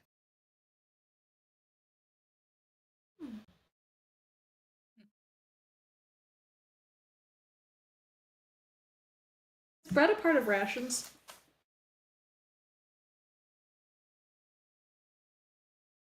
Yeah, actually, it almost is like a monkey lizard fur that also covers him. And Otto's like, "Oh, Siegfried, I think the master would love to meet them. They seem to possibly be capable of doing our task for us." It's like, well, maybe you're right, Otto. All right, come on, follow us. And they turn and they start heading into the abbey as they motion you to follow. I want to give the first one a bit of bread. So, like a part of my another ration. Because I know that donkeys like bread. Oh, okay. You hand out the bread in a gesture, and they take the bread, and he's like, "Oh, the bread, Siegfried, bread!" And he gets like, "Really, the bread?" Just takes a big old chunk of it. He's like, "Okay, yeah, you got bread. Oh, your bread." And he actually looks a little bit sad that he didn't get any bread, but he just chugs it off and he keeps moving. Oh, if I can see that, then I'm gonna give him some too. Well, roll perception. Well, Okay. You're just gonna feed all the animals. I like my animals, okay? You're gonna starve, dude. 7. I don't know if I noticed. Yeah, no, you really didn't notice him grumbling about it. You were just too excited to see how happy Otto was to have this piece of bread. With that, you start making your way towards there. Anyone like to do some perceptions as you kind of make your way through the grounds? 25. 23. 20. Wow. 12. 12. Wah. I do not have good perceptions. Okay. Let me double check to see. So you had 12, 20. Mordecai, Karazora, and Jumbo. You guys notice as you're coming through a couple of things actually. As you make your way through up to the abbey, you pass through a graveyard. Stunted pine trees grow out of the rocky earth in the graveyard near the foundation of the abbey's north wing. The windows of the structure are cracked panes of leaded glass. Ancient gravestones burst from a thin crust of snow in the yard. Beyond the low wall will surround the graveyard. The ground falls away. The village lies 400 feet below. The view is breathtaking. So yeah, remember when you guys could see the abbey when you guys had passed through the gate, even though it's 50 feet tall? You guys are up on a huge incline right now on this hill. Hmm. Now, On that, you also notice this. Nestled between the rising and plunging cliffs are 4 rectangular garden plots enclosed by a 5-foot-high wall of mortared stone. White rabbits nibble on turnips uprooted from the cold. 2 lifeless scarecrows with stuffed gullets and sackcloth heads hang from wooden crosses pounded into the earth. Hard earth. With that also, you notice that Abby's east wing looms over the garden. Its shattered windows, dark and disturbing. A door led into the forlorn edifice, which apparently isn't as abandoned as one might have hoped. From within comes the laughter and the wailing of things that should not be.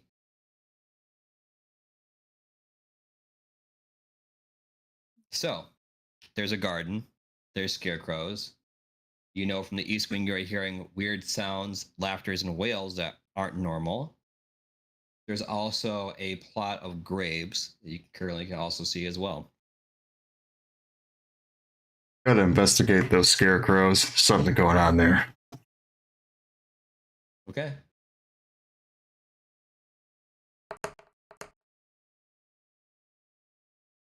Hmm, 19. Yeah. Interesting enough about those scarecrows. Something, if you guys remember right, and let me read this to you in case you haven't forgotten. Mm-hmm. Pretty sure there's scarecrows in Mordecai's tarot reading. So there was one with a sack, baghead or something. Yes. Baghead. Yeah, I get it. Sack baghead. I'm always Very winning. good. Jayla, give yourself a point of inspiration, by the way, for remembering. Woohoo. You even remembered whose reading that was too. Oh yeah. I have seen a garden dusted with snow, watched over by a scarecrow with a sackcloth grin. Look not to a garden, but to the guardian. Here you will find the holy symbol of Ravenkind. Mordecai, you are yet another soul whose past prevents some blah blah blah. So, with that, yes, your investigation, Mordecai, you actually pull forth from the sack this holy symbol of Ravenkind. As you do so, I need you guys to roll initiative because spirits that were guarding this symbol for Strahd come out, hit the ground, and raise up an undead army. Of course. Of course. Naturally. Should have took Undying Servitude. My skills. 17. 17. Uh-oh. You have higher initiative, don't you? I have a Okay. +7. Yeah. I have a +3. I got an 11. Got 10.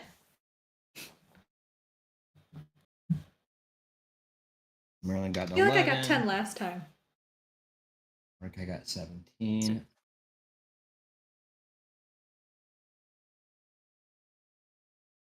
Okay. You gotta be kidding me. How are they all? Eating over there? No, but I don't like how it rolls all of them for the same initiative. I Oh. auto rolled and everyone got the same number. Oh. So yeah, no, we're not gonna.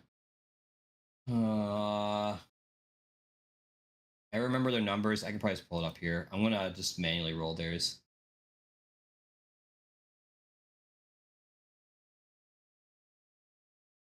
Okay, so Jumble had 17. Yep. Mordecai had 17. Marilyn, you had 11? Or was Yep. that okay? And then you had 10? Urzura? Yes. Okay. Well, I remembered. All right. Oh, that's why. Oh, man.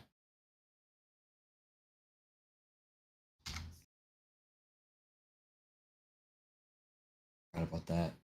Crap. It's fine. All right. Well, Jumble, you're going to go first now. Okay, so can I more or less see what I'm fighting? You said undead, I think, but does that mean, what does that mean exactly? Would you like to roll perception to see? Yeah, I guess I'll roll for it. Like to know what I'm 9. You just know they're undead. We're not living. Okay, I'll use knowledge from a past life to add a d6. See if that helps. Oh, that brings up to 15. 15. Okay. These are whites.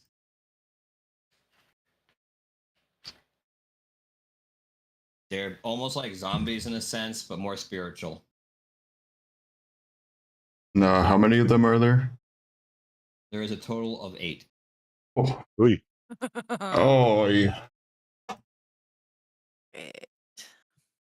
Sorry. He's fine. Uh-huh.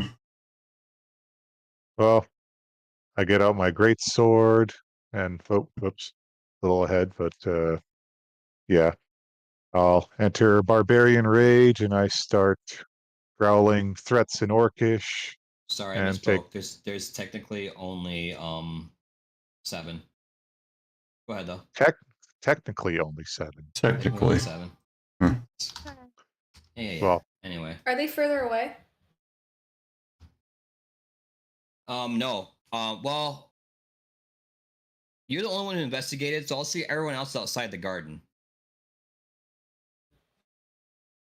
So if you see where the garden is, like as they're leading, you would have actually had to leave the party and head towards the garden, which is up towards the north. So if everyone else, you'll actually be about from your location. If you're still following Otto and them, you're about maybe 30 feet away from the gate to the garden.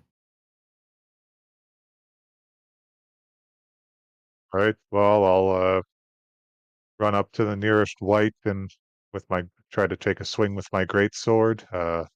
28 to hit. 28 to hit, it hits. Okay. Great sword. 12 slashing damage. 12 slashing damage. Okay. And +2 from rage damage, so that's actually 14. Yeah, that's 14 damage. Okay, and then I have my red ambusher, so I can attack again. All right. See, that's plus a d8. So that's 17 total slashing.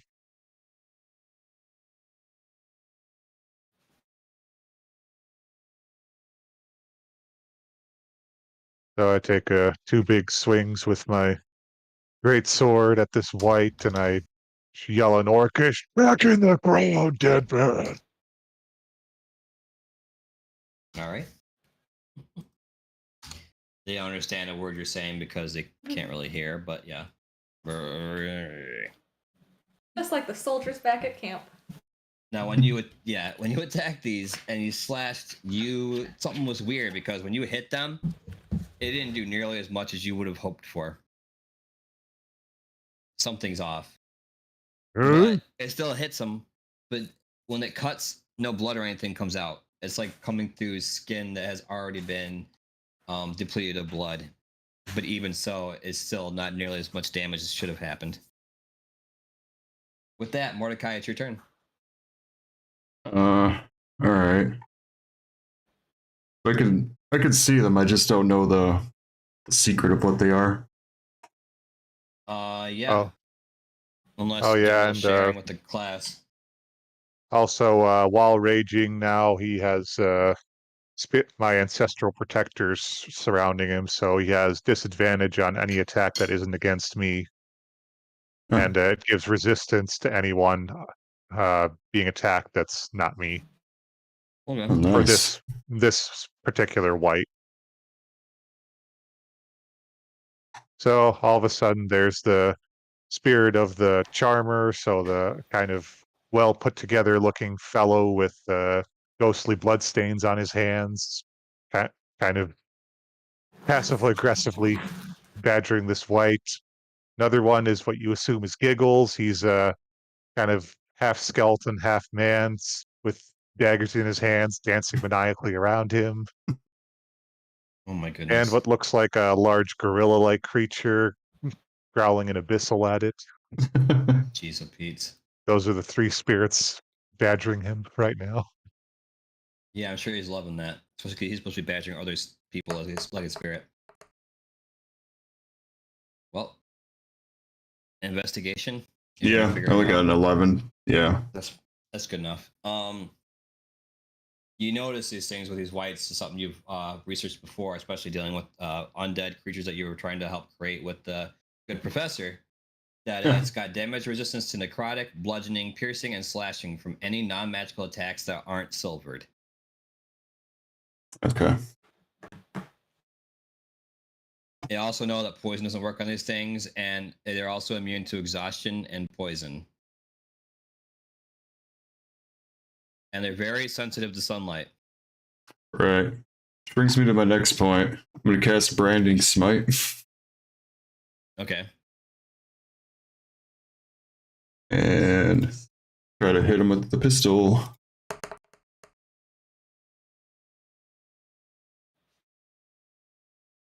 It's 11 hit. Nope. No, it does not. Okay. I get one more attack, but I don't have the smite now. Bum, bum, bum, It's a nat 20. Roll for crit. Not a crit. Nope. But still a hit. 10 damage. Okay. Once Yeah. again, you miss with the smite, trying to pistol whip it, no avail. But you come back again, reel back, and shoot. And this time you're able to hit, but not doing nearly as much damage as you believed you should be doing. So, but you're well aware of why you're not doing that much damage now. I kind of yell, guys, use the light for silver. No, Battle Cat's been kind of laissez-faire. He's gonna hang out by Marilyn. Hector. Battle Cat. Okay. Why do I have to use the light? I want to use necrotic damage. They're immune to necrotic. I know, but I don't know that, and he didn't tell me. He didn't say that. You're right. Well, the one white is going to come at Josh, and what's the one that attacked with Rude. So with that, he's going to have disadvantage when he tries to drain life from you. Drain life. Um. That doesn't sound good.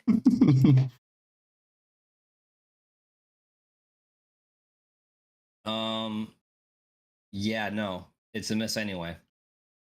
He reaches for you as he's trying to grab you to try to suck the very essence out of you, and completely misses. But his brethren feel that they can do a better job as they try and wrap their hands around you as well. Don't let them kiss you. They're gonna try. Oh no. And in doing so, actually take life from the other one instead. As they actually accidentally take out the essence of the white next to him because they rolled a nat 1. Yeah, so he's like, and then he grabs the white next to him without realizing who he was grabbing and just. How do you take life from that which has no life? Well, something's got to keep him moving. Another one moves towards Jumble with his long sword, reaching out, and then tries to slash upon him. And is a miss. Because I forgot Jumble's AC is 18. Oh, dead. The next one tries again to attack Jumble. And this time he's able to hit. Jumble, you will take 5 damage from melee slashing. Okay. Well, I have resistance because raging, so. So Not the best you got. And the next one goes for funny fact. They're gonna try and shoot at Marilyn with the bow. And miss. They derf it as the arrow comes flying by you, missing Otto and the rest of the group as they're scared now, wondering why these whites have appeared in their garden.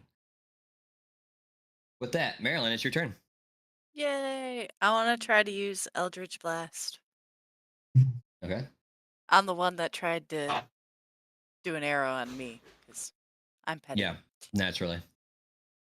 Oh, I meant to hit the I'm button. petty. Okay. 14. Hits. Woohoo!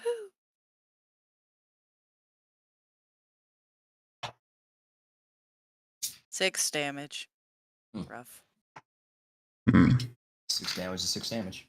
And it takes it. Oof, right.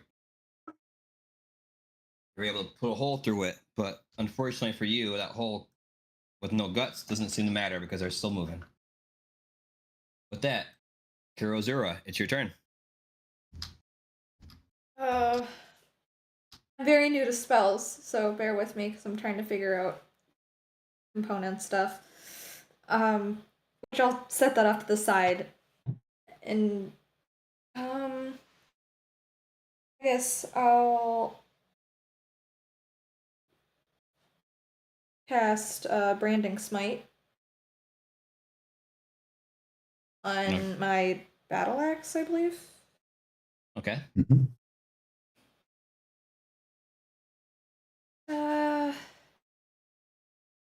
Or a great axe. And then I'm gonna go for the one that's. Or there's 2 at Jumble right now? Or Yeah, currently. I'm gonna go for the one closest to me. That's near Jumble. One of them near Jumble. All right. You do so. All right. You come forward, brandishing that great axe, blessing upon the holy ability that which you don't quite understand how it works still. 20 hits. Nice.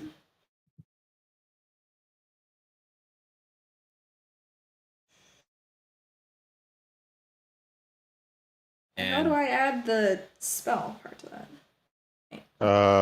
Well, I in figured the out. oh, okay.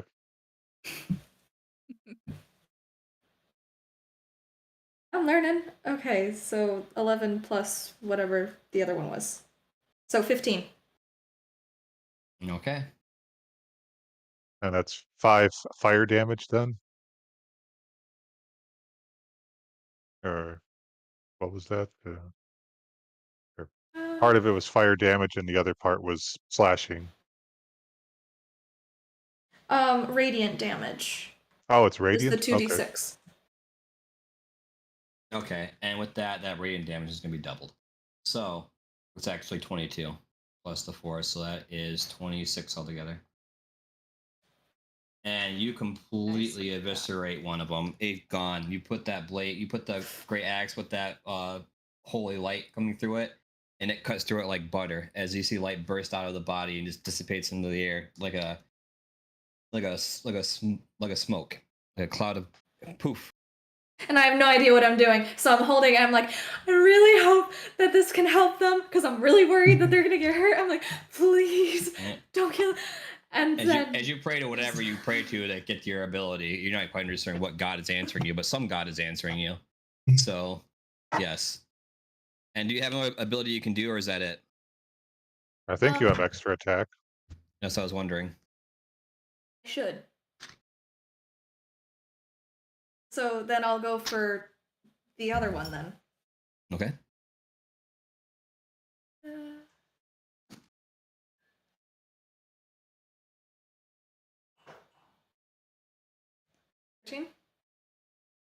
13 to hit? No.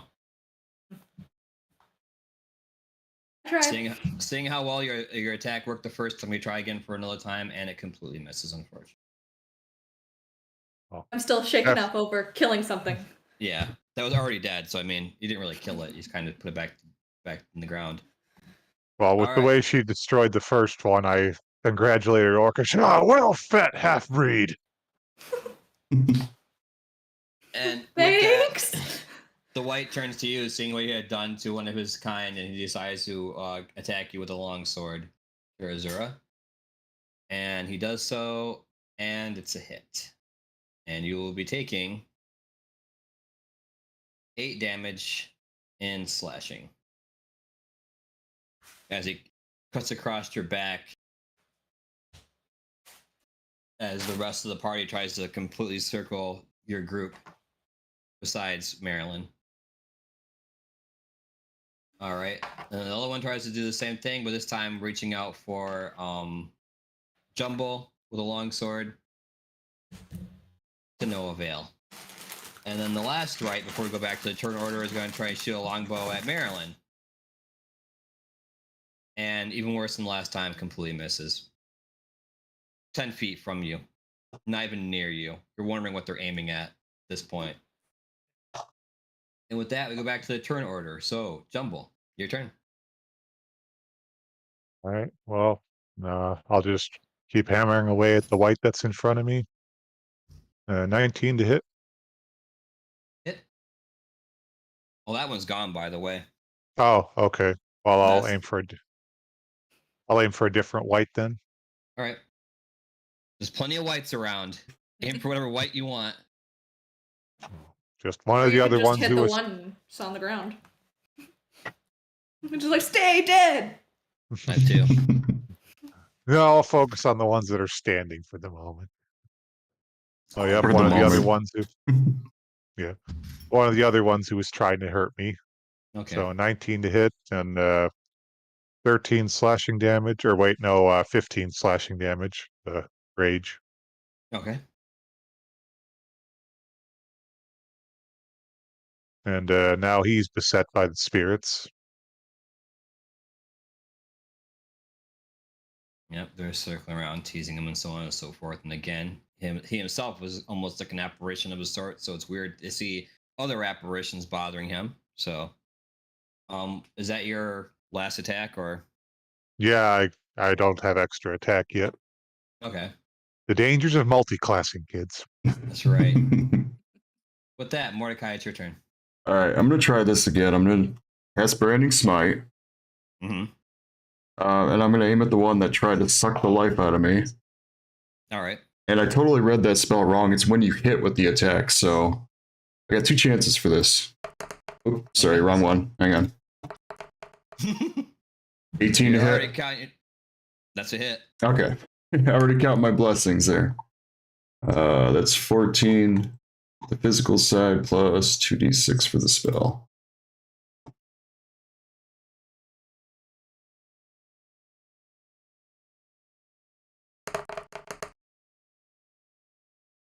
So 24 altogether, 10 with the smite damage.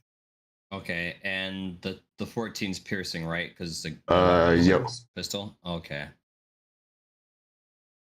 Altogether 27. So I'm doubling right now for your blessing. Yeah, it hits hard. That light surrounding your ball of holy power pierces through that white, and this time it's like, whoa, that's different from last time. And it's still on its feet, even though one of its legs is gone. So technically, it's on its foot after blasting one of them off. It's standing on its last leg. Can I shoot it out from under him? Sure, if you want. 22 to hit. Hit. Taking that leg. 7. All right. Piercing. 7 piercing. Yeah.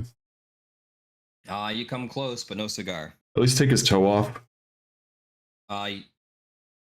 It's down to a stub. It's basically got the foot's gone, but it's like now it's kind of like the scarecrow. It's just kind of stuck in the ground, so he ain't moving, but he's able to keep himself up. With that, we go on to that one's turn, and he's gonna aim for you, trying to cut at you now as he's stuck in the ground. He can no longer reach, and he slashes, and he hits, and you will be taking 9 damage slashing. Yeah, you're Ouch. doing good even with disadvantage. I know, right? It's got a stub to stand on. Some BS. Oh wait, you're right. Hang on a second. Take that back. Make sure I even hit that first. And you're nope. Never mind. You take no damage. He misses. Thank you for Oh. reminding me that he has that thing from Jumble messing with them. Oh, He gets a right. disadvantage. Yeah. And if it does hit, they get resistance. That's true. Ooh. I already took that damage, so. Oh well. It wasn't from the same white. There's a bunch of whites going around. Whites don't travel in just one. The whites travel in pairs. Traveling flocks. White. Yeah. White. White. Yeah. If it ain't wrong. Brad. That Okay. ain't white. Bad boy. Anyway, the other white again, the one with the bow, is gonna try to shoot at Marilyn again. So wait, does that mean he gets double disadvantage because Battle Cat's there? This isn't the same one. This is a different one. There's That 7 only whites, applies to- guys. Oh, it okay? only applies Now to we're that down one. To 5 whites. Okay. It only applies to the one I hit. There's Still a has bunch of whites. disadvantage. Leave it to the whites hanging out in the cornfield. All right. Oi. I'm gonna try and shoot and miss. Man, they can't seem to hit you, Marilyn. They don't. I don't know if they're just not seeing you clearly, they're not close enough, or what. But they can't seem to hit. Her beauty is blinding. There you go. Thank you. You say that out loud. She can stay. Last one's gonna shit you again. Miss again. Jeez, oh Pete. With that, we go on to Marilyn. Your turn. So I read my Eldritch Blast gets 2 beams because I'm 5th level. So yay. Oh, you're Yeah. keeping track of your stuff. It's like, okay. Yeah, I know. I didn't read it. So I want to hit 1 beam on each one of the arrow dudes because Okay. they're upsetting me. Fine. Do I have to roll twice for that or once? How does that work? Twice? Okay. All For right, each first beam. one got a 16, Yeah. and damage for that is an 8. Oof. Yeah, I'm starting to feel it And now. Second one is a 19, Yeah. and damage for that is a 7. Okay. Yeah, you are putting holes in these guys, and even though it doesn't really affect them in terms of movement, you're starting to see more and more of what's on the other side of them as you continuously put holes through them. With that, Karazura. Wait, do you have another attack as well, an extra attack Nope. at all, or no? I'm good. Karazura, your turn. Okay, so I have a question. We have an answer. Maybe. Maybe. For components, how much do you care about them? What are you trying to do? I want to cast a spell, but I need physical components for it. And Oh. we are in material components, and we are technically in a wasteland, so I don't know if I would have had them with me or not. Well, you have a holy symbol. You are a paladin. They usually can use their holy symbol for that. Yes, if you're a paladin, typically whatever holy symbol you use is what you use for most of your spells outside of specific ones, such as resurrection and things like that. It should literally say like a paladin skill or a paladin next to it, whatever you're trying to cast. How close are the two that's trying to shoot at her? How close are they together?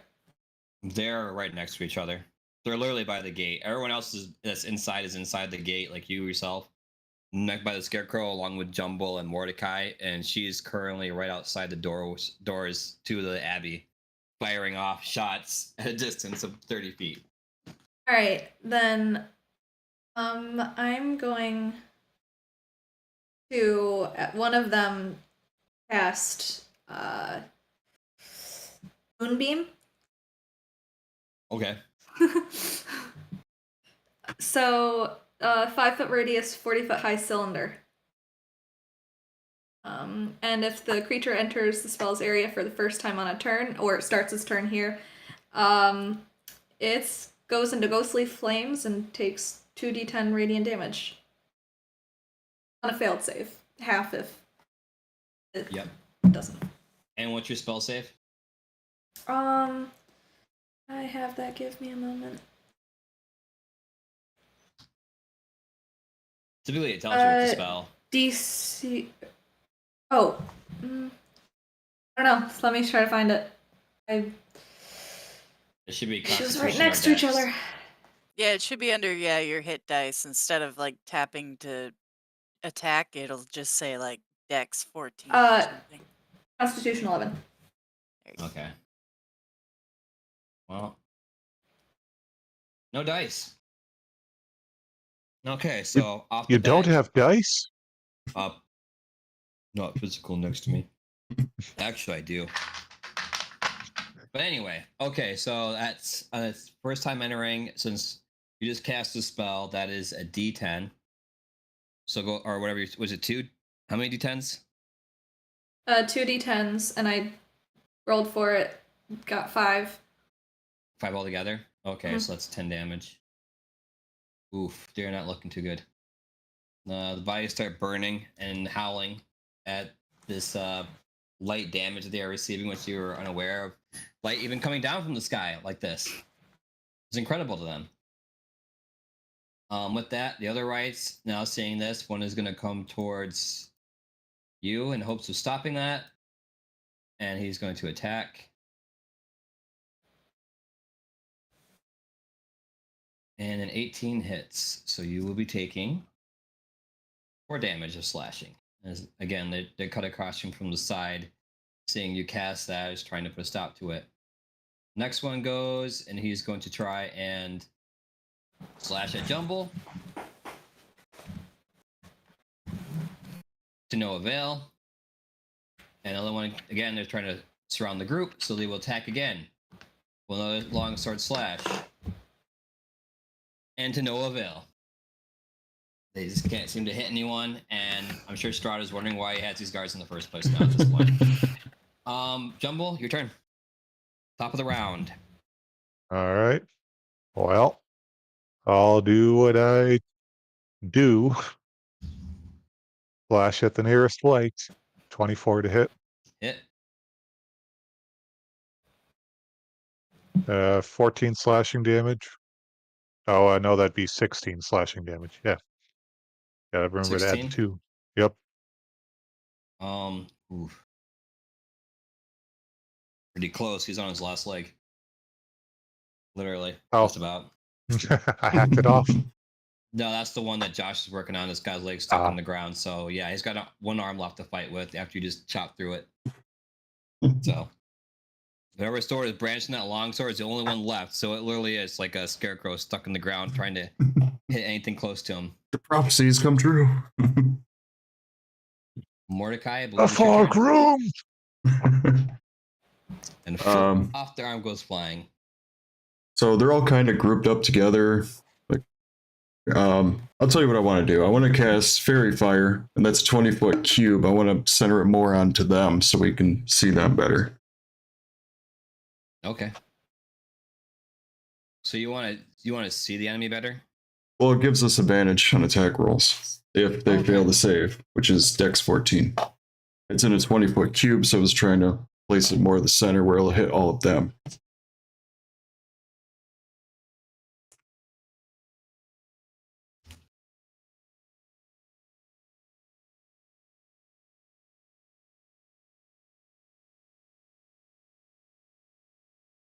All but 2 pass the save or don't pass the save. So 2 of them, the one that's currently one leg, one arm, and then one of the ones that hasn't really been touched yet are currently in the clear at the moment.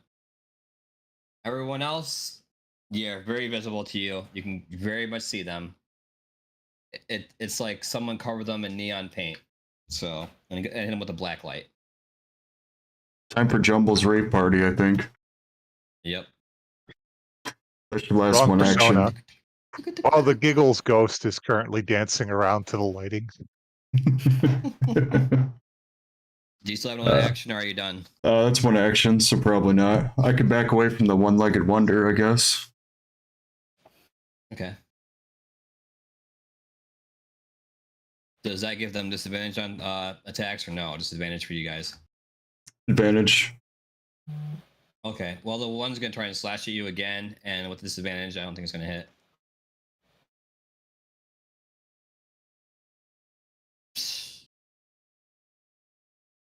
He kills himself. Don't gotta worry about it. He did.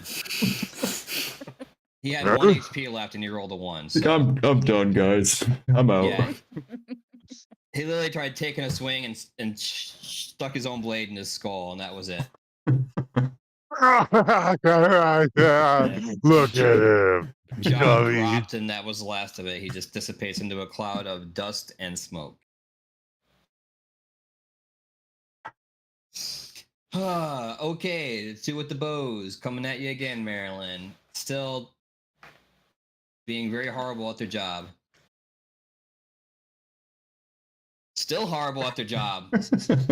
Neither one can seem to hit you. The dice have betrayed me. Just like the Flash. Yeah. No, it's just Battle Cat helping her evade. I don't even need Battle Cat. Every roll has been so poor that it's pointless.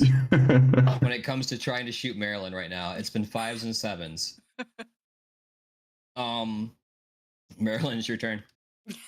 Well, I want to shoot them back again with my Eldritch Blast. That's fine, but remember, you guys doing your attacks, you now have advantage for this turn. So this entire round, you have advantage on your attacks. Oh, that means roll twice and use the better one. Yep. Yay! Yay. Yeah, That's good because my first one was an 11. Yeah, it's not gonna work. Try again. Okay, so first one's a 25. Okay. There we go. So that's 12 damage. Okay. He now has a Mickey Mouse in his stomach. It's the big head and 2 big ears. The second one's a 22. Okay, that's a hit. And then 12 damage again. Okay. They are Nice. looking pretty shoddy as one looks like a piece of Swiss cheese and the other one is inviting you to the most magical kingdom on earth without even knowing it. Yeah, he might as well be saying, oh boy. Because it looks like he just put a mouse head in his chest. So you're getting very creative. Harozura, it's your turn. I'm gonna hit the nearest one with my great axe. Okay. At least attempt to. Survey says. Oof. 21. Remember, you can roll with advantage. If you want to try and get for a better roll, you're more than welcome to. Sure.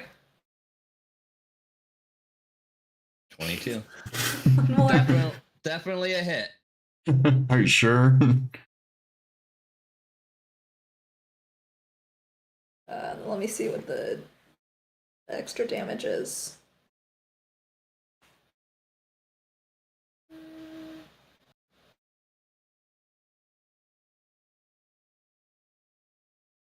There you go. So 8 of the radiant, and then 3 of slashing, I think. Okay, one of the ones the one that looked like Mickey Mouse, you sent him off to the kingdom as you rendered him in 2 with your axe. That smite damage, again, you see that light, the holy light cut through like butter, and then smoke, ash, and dissipates. Gorsh. He is now saying, oh boy, in a different world. Oh no, he needs to do the goofy. Just tough torso to do. goes spinning off into the air. Alright, and then I'll try to hit another one. Are they close enough for me to hit another one? If you're aiming for the ones that are aiming at Maryland, yeah. They're literally shoulder to shoulder. Oh! Oh. 1 second. Revelations. What? Uh-oh. You might have to aim for someone else, because I'm dumb. Did he off himself too? Do you want to roll that damage again for your light, that moonbeam? Oh. I didn't know if it worked for the second Yeah. time. Okay, it does. Cool. Then sure. What's the duration on it? It should tell you how long it lasts. A minute. Concentration up basically- to a minute. Yeah, Yeah. So it's almost a whole battle.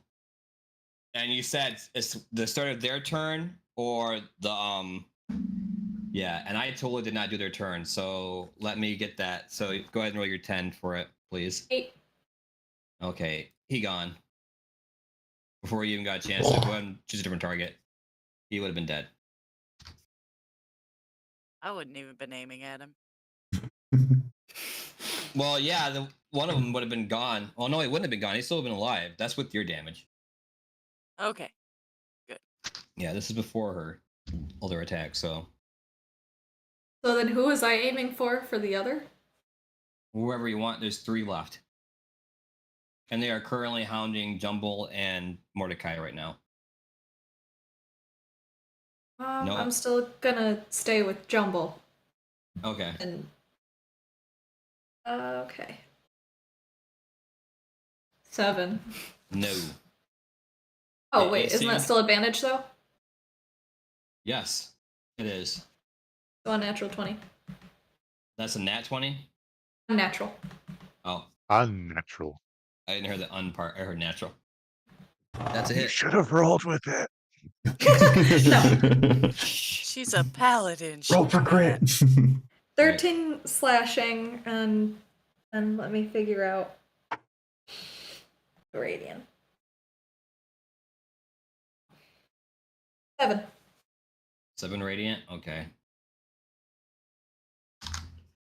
Yeah, you pierce into the shoulder of one of these whites that were currently trying to attack Jumbo or in the process of battling, and you would hope would be a scream of pain, but it sounds like a gasp of air where there's no lungs from the radiant damage being put through their shoulder blade as your axe comes into it. And nice thick sound as you pull it back out. No blood, once again, coming out as you pull back the axe. With that, we go on to their turn now. And one. Sorry, but are you using your branding smite continuously? Yeah, because it wasn't up to 1 minute. Yeah, but the next time you hit a creature with a weapon attack before the spell ends, I think it's a one-time attack thing. Okay, thank you. Mhm. Right then. Yeah. The moonbeam does last, but I think branding smite's a one-hit wonder type thing. All right. Well, like Josh was saying earlier, if he missed the first time with it, branding smite continuously goes until he hits a creature. Yeah, I but haven't missed, so therefore probably. Didn't I kill 2 Whatever. already? So they probably you're still new at the even. paladin thing. You don't even know how wonderful your abilities are. Yeah, this is amazing. All right, we just know for next time then. Yeah. All right, so with that, the white's turn. He will turn towards you. Jumble is gives you an attack of opportunity if you want to take it, as the white turns back to address Kirazura. Oh, and that's with advantage. Yep. All right, 27. I'd say that hits. Yep. All right, 17 slashing damage. Okay. You slash into this thing and take off an arm. The same spot that Kurazura had hit, you decide to finish off the job with your weapon and cut through that skin, leaving him with only one arm left. With that, So fast, bone man. he will try to reach for Kurazura to drain the life from her. And he will succeed. You're going to take. I need a Constitution saving throw, please. Ooh. All right.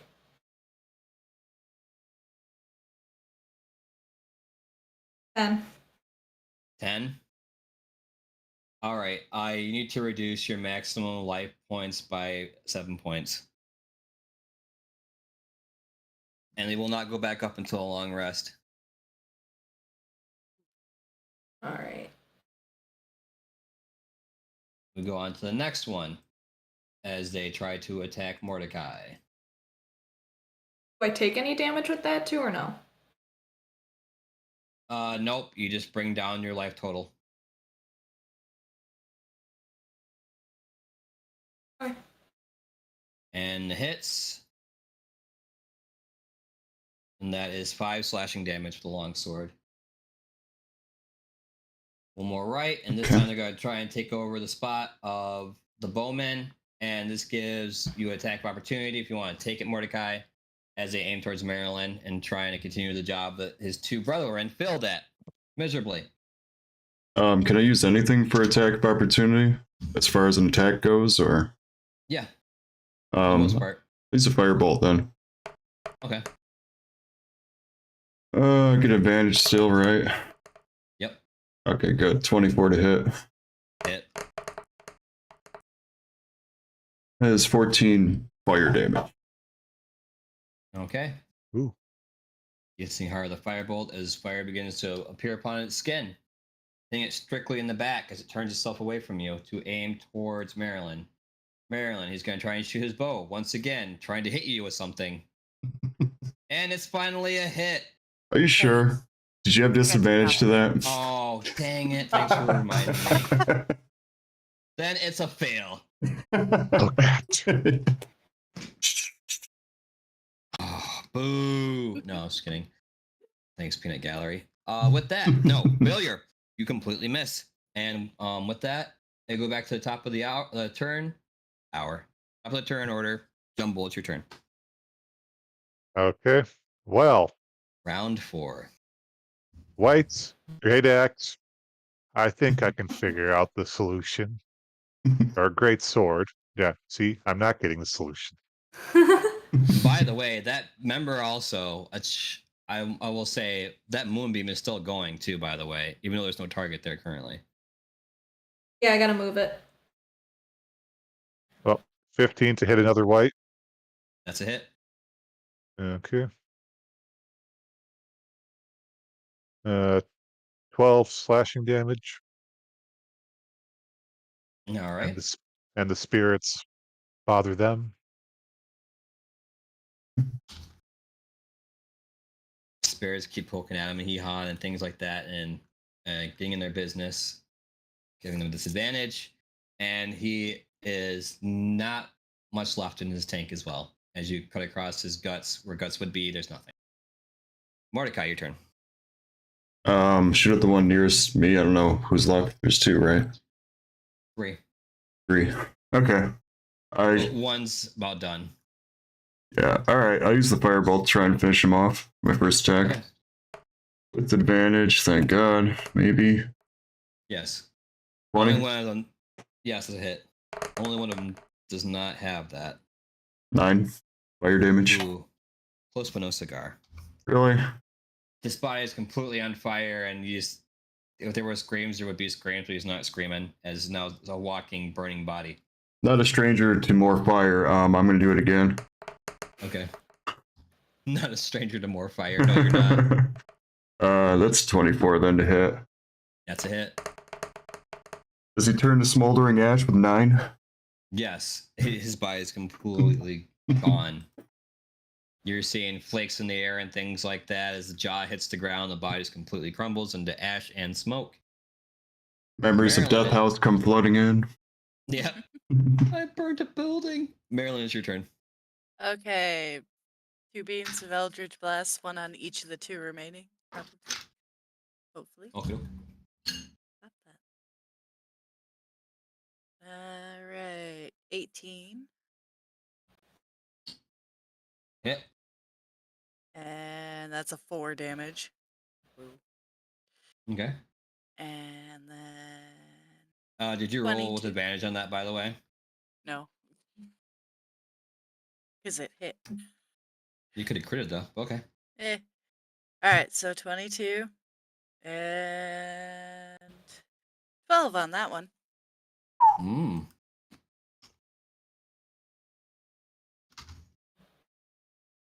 Once again, you're creating your own brand of ghoulish cheese as you start putting holes through these undead creatures, left and right. Vanderloft's cool cheese. You're like trying to like make some type of art with their bodies.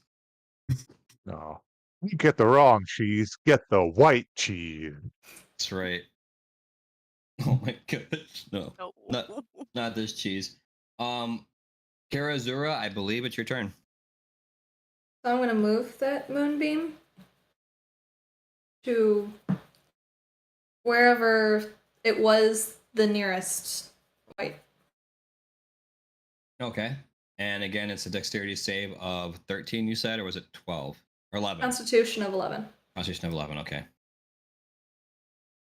Yeah, no dice. Roll for damage, please.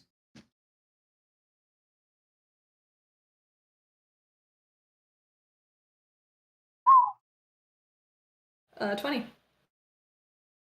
Yeah, you completely smoke this thing. It lights up like an ant underneath a magnifying glass, basically, and completely just evaporates it, leaving only one left standing.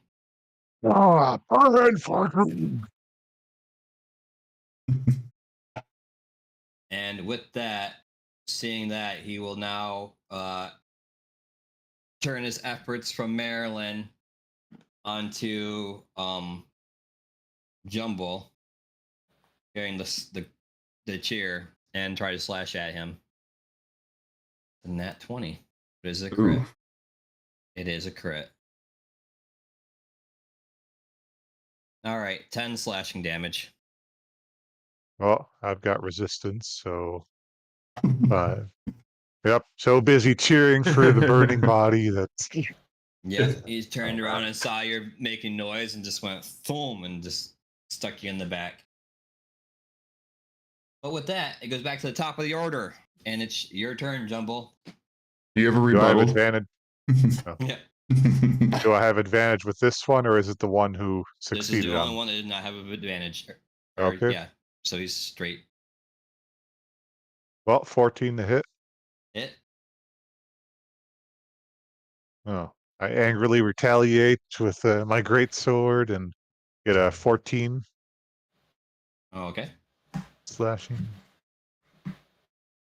I take it your spiritual companions are now bugging him. Yep. Okay, Mordecai, your turn. I also attacked the one that was after Jumbo with another firebolt. And that's an 8. I'll try again. Second attack. Okay. 16. That's a hit. Burn. 17 damage.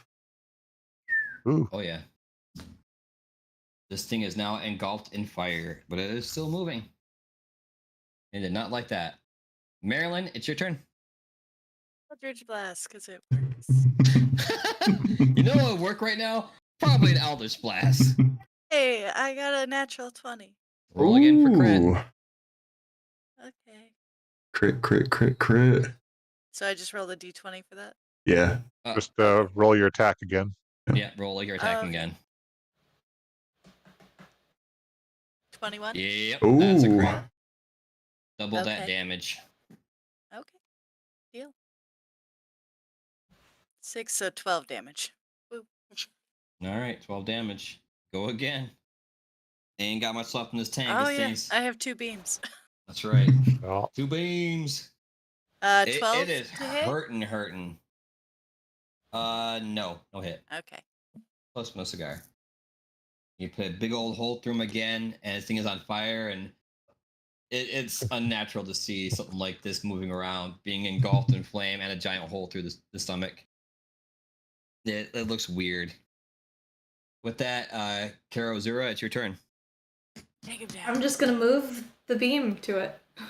Okay. Constitution save.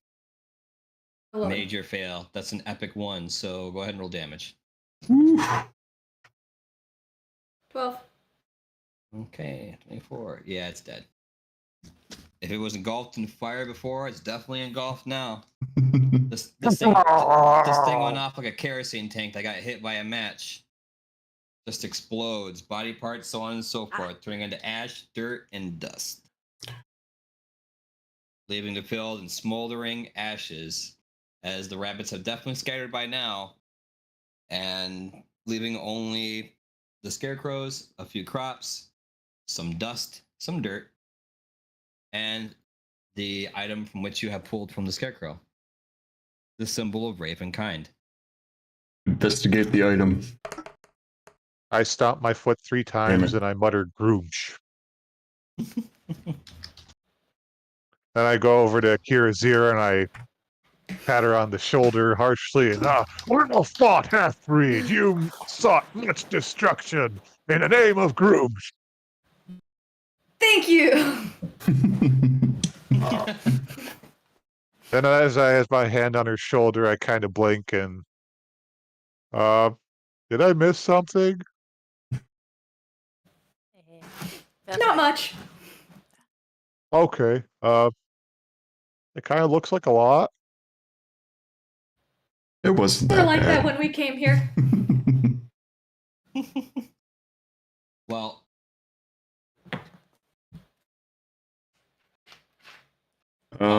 what'd you roll to investigate on the item there? Yeah, I flubbed that. 9. 9. Yeah, you definitely know it's some type of holy symbol. Like it's definitely giving off some type of holy magic off it, but you're not exactly sure what's going on with it. I'll do a religion check then instead. 24. Wow. Okay. it is the holy symbol of Ravenkind and is a unique holy symbol to the good-hearted faithful of Barovia. It predates the establishment of any church in Barovia, and according to legend, it was delivered to a paladin named Lugdana by a giant raven, or an angel in the form of a giant raven. Lugdana used the holy symbol to root out and destroy nests of vampires until her death. Oh, Nice. I explained this to the group, verbatim. Good memory. Yeah, I know, right? Eidetic almost. That might come in handy. Well, I would say, especially if you're trying to take out a specific Lord vampire. Perhaps. So, And in common, it is like the holiest of holiest symbols, like the mother of all crosses, basically. like something maybe a paladin should have? Yep, quite Probably possibly. pairs well with a sword, a paladin sword. Maybe. You also know, because of your religion check, that it requires attunement by a cleric or paladin of good alignment.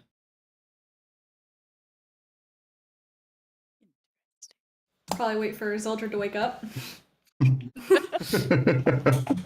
in the hands of someone who knows what they're doing.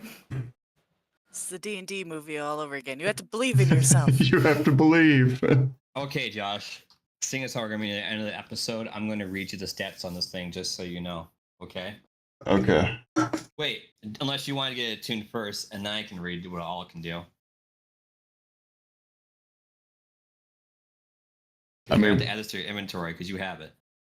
well, okay. I Yeah, try but to. he's not a cleric or a paladin. No, yeah. I mean, unless you want to try it, newbie.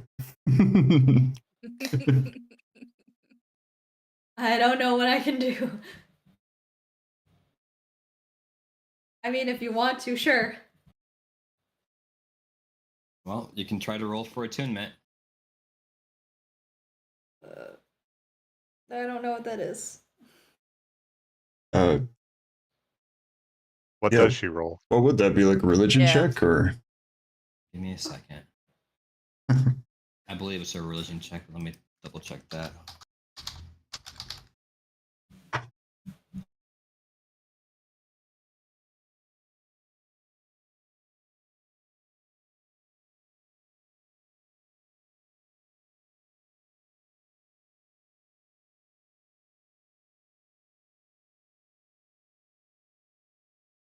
Identify. Identify? That's what it's saying to do for it, I believe. Man, Oh, spells, yeah. symbol, charges, It's- sentient magic items, great abilities, communication, senses, alignment.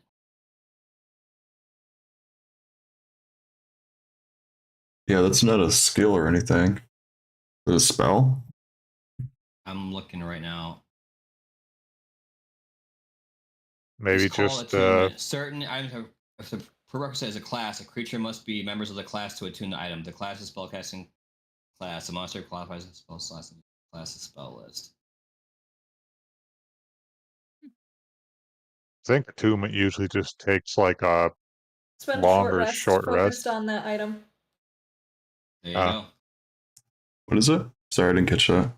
Short rest, focused on the item. Okay. You do it once we take a rest. I don't think we want to rest here, do we? No. Okay, well then we'll hold off on reading what this thing can do then. That being said, are you of good alignment, by the way, there? Yeah, of course. Mm-hmm. Okay. Of It did course. seem like it would be after. She's like one of the few people in our, well, the only person in our group who's upset about killing thing. So Not a murder hobo. I know, weird. No. Okay. With that though, I am going to. Oh, We let's see can this turn page. her. Given time, I probably will. One of us.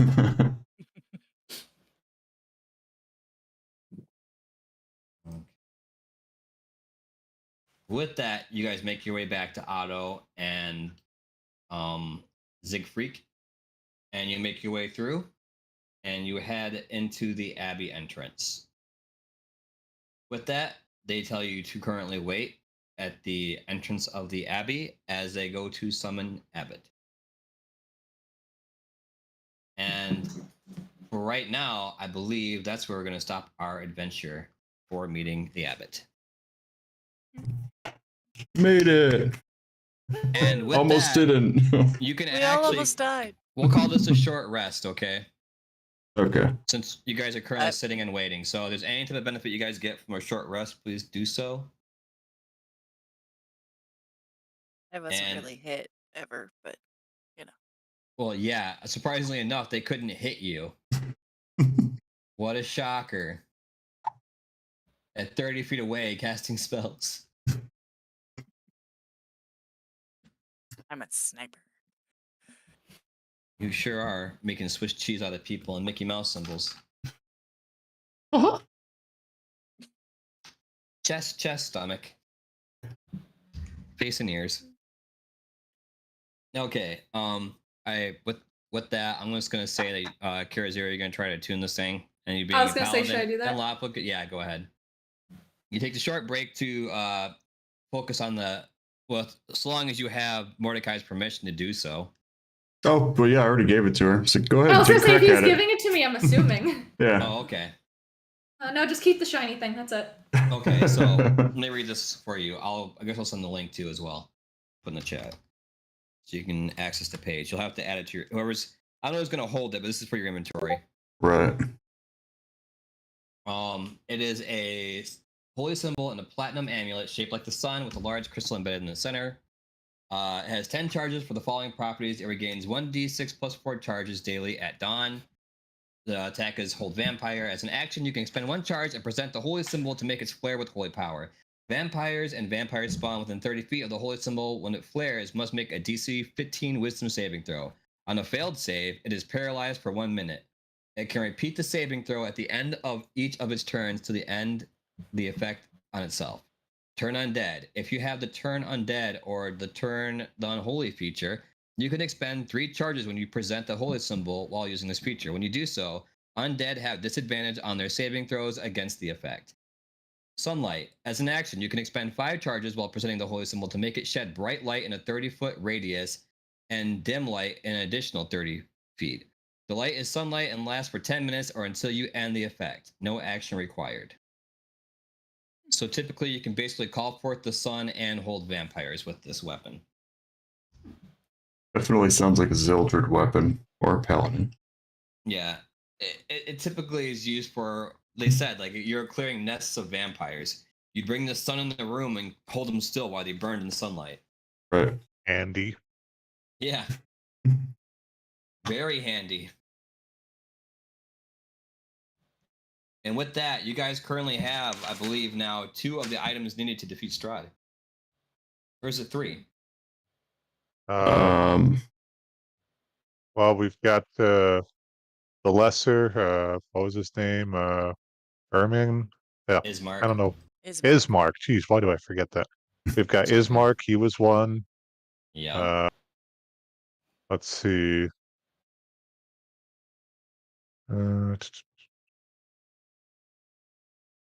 Yeah, and then we have the symbol of Ravenkind, and Yep. That's 2. yeah, You Yeah. are missing 3 other items currently. Oh boy. And I know someone's been adamantly looking for one because the clue is a nest of ravens. Yeah, I'm trying. And the other one is the sun sword. in a castle in the ruins of supplication. Mm-hmm. Okay, let me just look up what supplication means.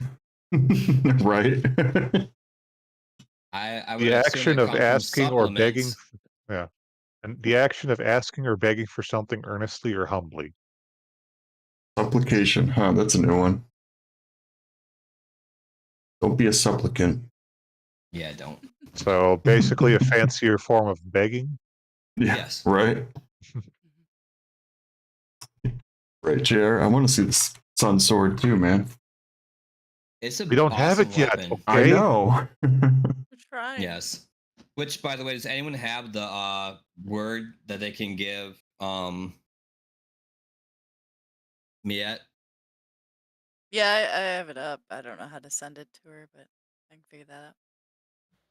I'll just upload the Also, file. the magic item says access denied. Yeah, I did that for Yeah. me too. I was trying to type it out, Yeah, but you went same. too fast. Oh, that's right. I don't allow you guys to check out the book, so you guys don't even know. That is off limits to you. I forgot. Can you at least add the item to your inventory, Josh? Or Miette?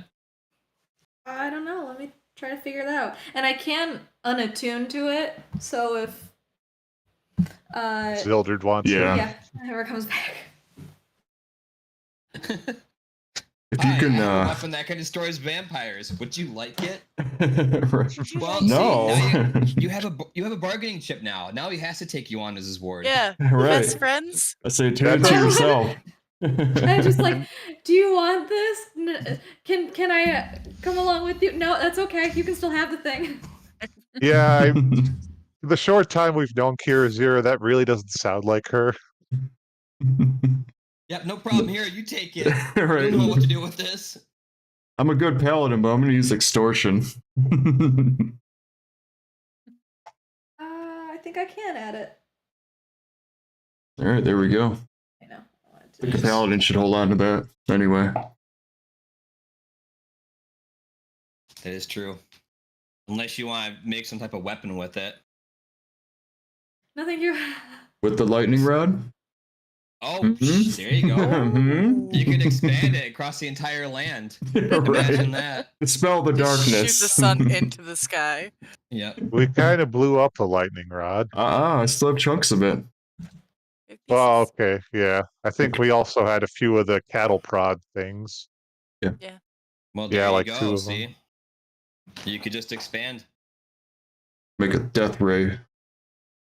I did change all the spells that I prepared to stuff like Smite and used up all my slots so that it made it more fair for the fact that I was using the Searing Divine Smite when I Smite. wasn't supposed to. Yeah. Okay. Divine Smite is something different, I think. You're right. Yeah. I'm sorry. It is just It is. Divine's. It's a very powerful smite. But yeah, we're gonna stop there for the night. So, with that short summary, man, I'm so happy that you guys kept Irina from being safe. kept her from being safe. Yeah. Yeah, that would have saved her from Strahd, and she just would have been happy forever. But we're greedy. Nope. Yeah. She's gotta suffer like the rest of us. We're stuck here. You're stuck too. Well, I'm Okay. assuming that we didn't know what was going on. At least I didn't. No, that was the point. Yeah, I thought it was a Plus, Strahd after, you trick. know, the whole thing with dream pies that were made out of the bones of children, Mm-hmm. I kind of feel like it's safe to say that we have trust issues for good reasons. Oh yeah, that's what I was hoping. I Yeah. was wondering, like, you guys are gonna like, and you guys were failing to hold her, so I'm like, oh my gosh, might not even matter anyway. These guys can even keep her back. Until finally, like, that's a 24. I'm like, yeah, no, you gotta get group runner now. Yeah, you guys have basically possibly doomed her to a life with Strahd. So if I wouldn't have shot the hand, we would have been blasted by lightning. No, you guys are still near the water. You still have been blasted by lightning regardless. Oh. You Well, just take that, gotta you stupid process out- hand. Yeah. Well, it wasn't the hand, I think. It was Not to Strahd mention that was somehow. actually the hand of Irina's lover. So So it was actually Just him like, somehow. whatever. Damage is done. I'm sorry. I'm sorry. yeah. And whatever droplets you can, and just like throw it onto her. Here you go. Take some comfort in that. Yeah. Here's what's left of them. Yeah. Keep them secret. Keep them safe. Yeah, she'll love Oh, that. he floated away, so He's fine. Well, if he's dead and it was just gonna kill her, why not just kill her? I would never be able to Whoa, do that. But okay. Like, then maybe. Are you not a murder Corruption hobo went yet? quick. he has a dark side. You Just guys are seems rubbing like the off on better me. solution. That's all. She For the does greater fit good. That's what The she greater good. wanted. Well, oddly enough, if she would have been grabbed into that pool, she would have been brought in, and then you would have saw both their spirits lifted off into the air and dissipate. And Mildred would be happy so bliss. sad, though. Yeah. Huh. I did it for my So- friend. So now he's got to deal with this girl that he was been flirting with, and now knowing that her true love is no more, never to come back ever again, and now she's distraught. So he's got to deal with that. Now she can move on. Oh, she can now, huh? Well, he does have this whole thing against resurrection and Oh, not that is being true. permanently dead at all. So honestly, a ghost kind of seems like would have offended him.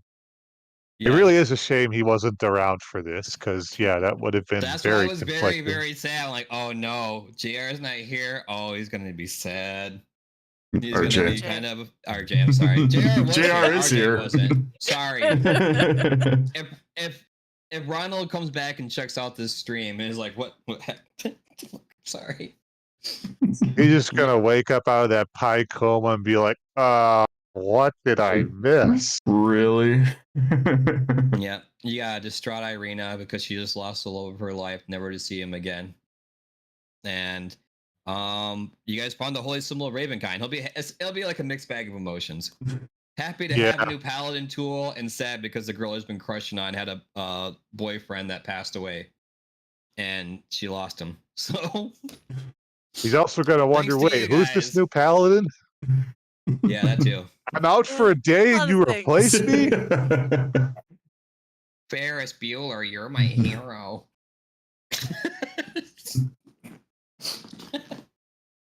Oh no. Oh man. But yeah. Well, that about alrighty. Yeah. wraps up today's episode. We'll get into more details later. Oh, see, and then you shared it, so now you know that's what Yeah, I forgot about that. Zero looks like. Ah, with all the animals. So then you All grow the up right. animals. Those chickens need a little more boils and half their feathers missing, but that's okay. I didn't know chickens were gonna be involved in this episode. Yeah, that's kind of funny when you said that. Like, yeah, it's like it's chicken farm. I'm like, that's funny you say that, because yeah, about that. Well, if I knew About about that. that, then we could have just had me tending to them instead, so that they could have gone on their wine quest alone. Oh, you weren't even in the gate. They weren't going to let you in without probable cause. Ah, Probable yeah. cause of taking care of their chickens. I just want to take care of your chickens. Please You go didn't away. know there were chickens yet. Do you have any chickens I can take care of? Yeah, come on in. Plenty. Shoot. Well, why didn't you say so in the first place? Yeah, hop on in. That's a We horse got of a all different sorts color. of messed up chickens. They'd love hugs and kisses. Yeah, I'm not kissing them. I'll probably get disease. That's what killed my last kid. Kissing a chicken? Kissing chickens. Chicken pox. Oy.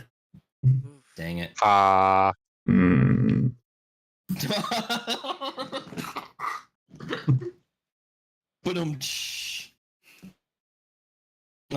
Anyway, with that, that's the end of our episode. Thank you all for joining us.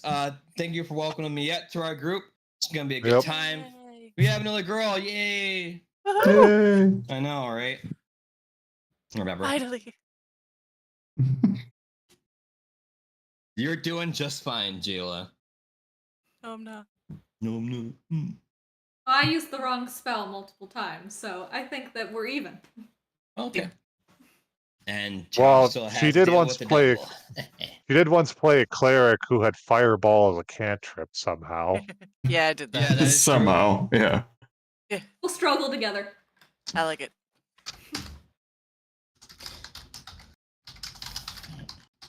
Well, hopefully your mentor will be up and about next time. Yes. Hopefully he'll Should accept be. me as There is that mentee. too. He might don't accept you know. and he'll shun me. Yeah, we'll see. We'll see how mad he is at everyone else. Like, what'd you guys do? Why is she so distraught? And like, Well. Yeah. In our defense, it was highly sus. yeah. You would have done the same. If my character wasn't so kind, she'd probably hate you guys. 'Cause just seeing you guys is what caused her to be here. That is true. And now she's stuck here. I was just a chicken farmer on vacation, and now Yeah. there's murders happening.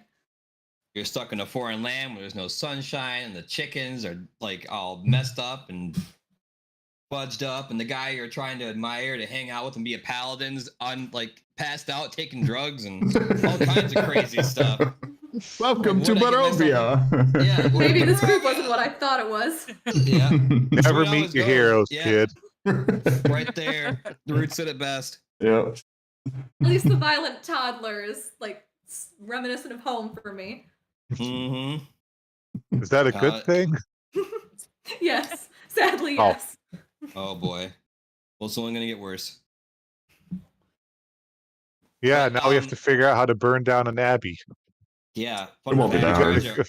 No, We guys, gotta I will keep our carry rep pails up. of water. you guys are at the tipping point now. This is where everything's gonna start going downhill. Oh no. Oh, it wasn't already? Oh no, I mean the wagon's been unmanned for a minute, but now like there's no stopping it. You guys just pushed the boulder off the cliff. So we'll see where it goes. Could be good, it could be bad. We'll find out in a couple of weeks, eh? Yep. Yes, we will. And also with that, we can finish off Crash Pandas. Woohoo! In the start of August. Oh. Start of Oh, August. yep. Yep. That was the So, plan. Our next Strahd will be the 28th, and then the following weekend will be Crash Pandas. The end of the trilogy. Woohoo! Very excited. But all right, with that, thank you guys for watching, and be sure to check us out next time, and we will see you guys all later. Yep. Bye. Bye, everyone. Bye.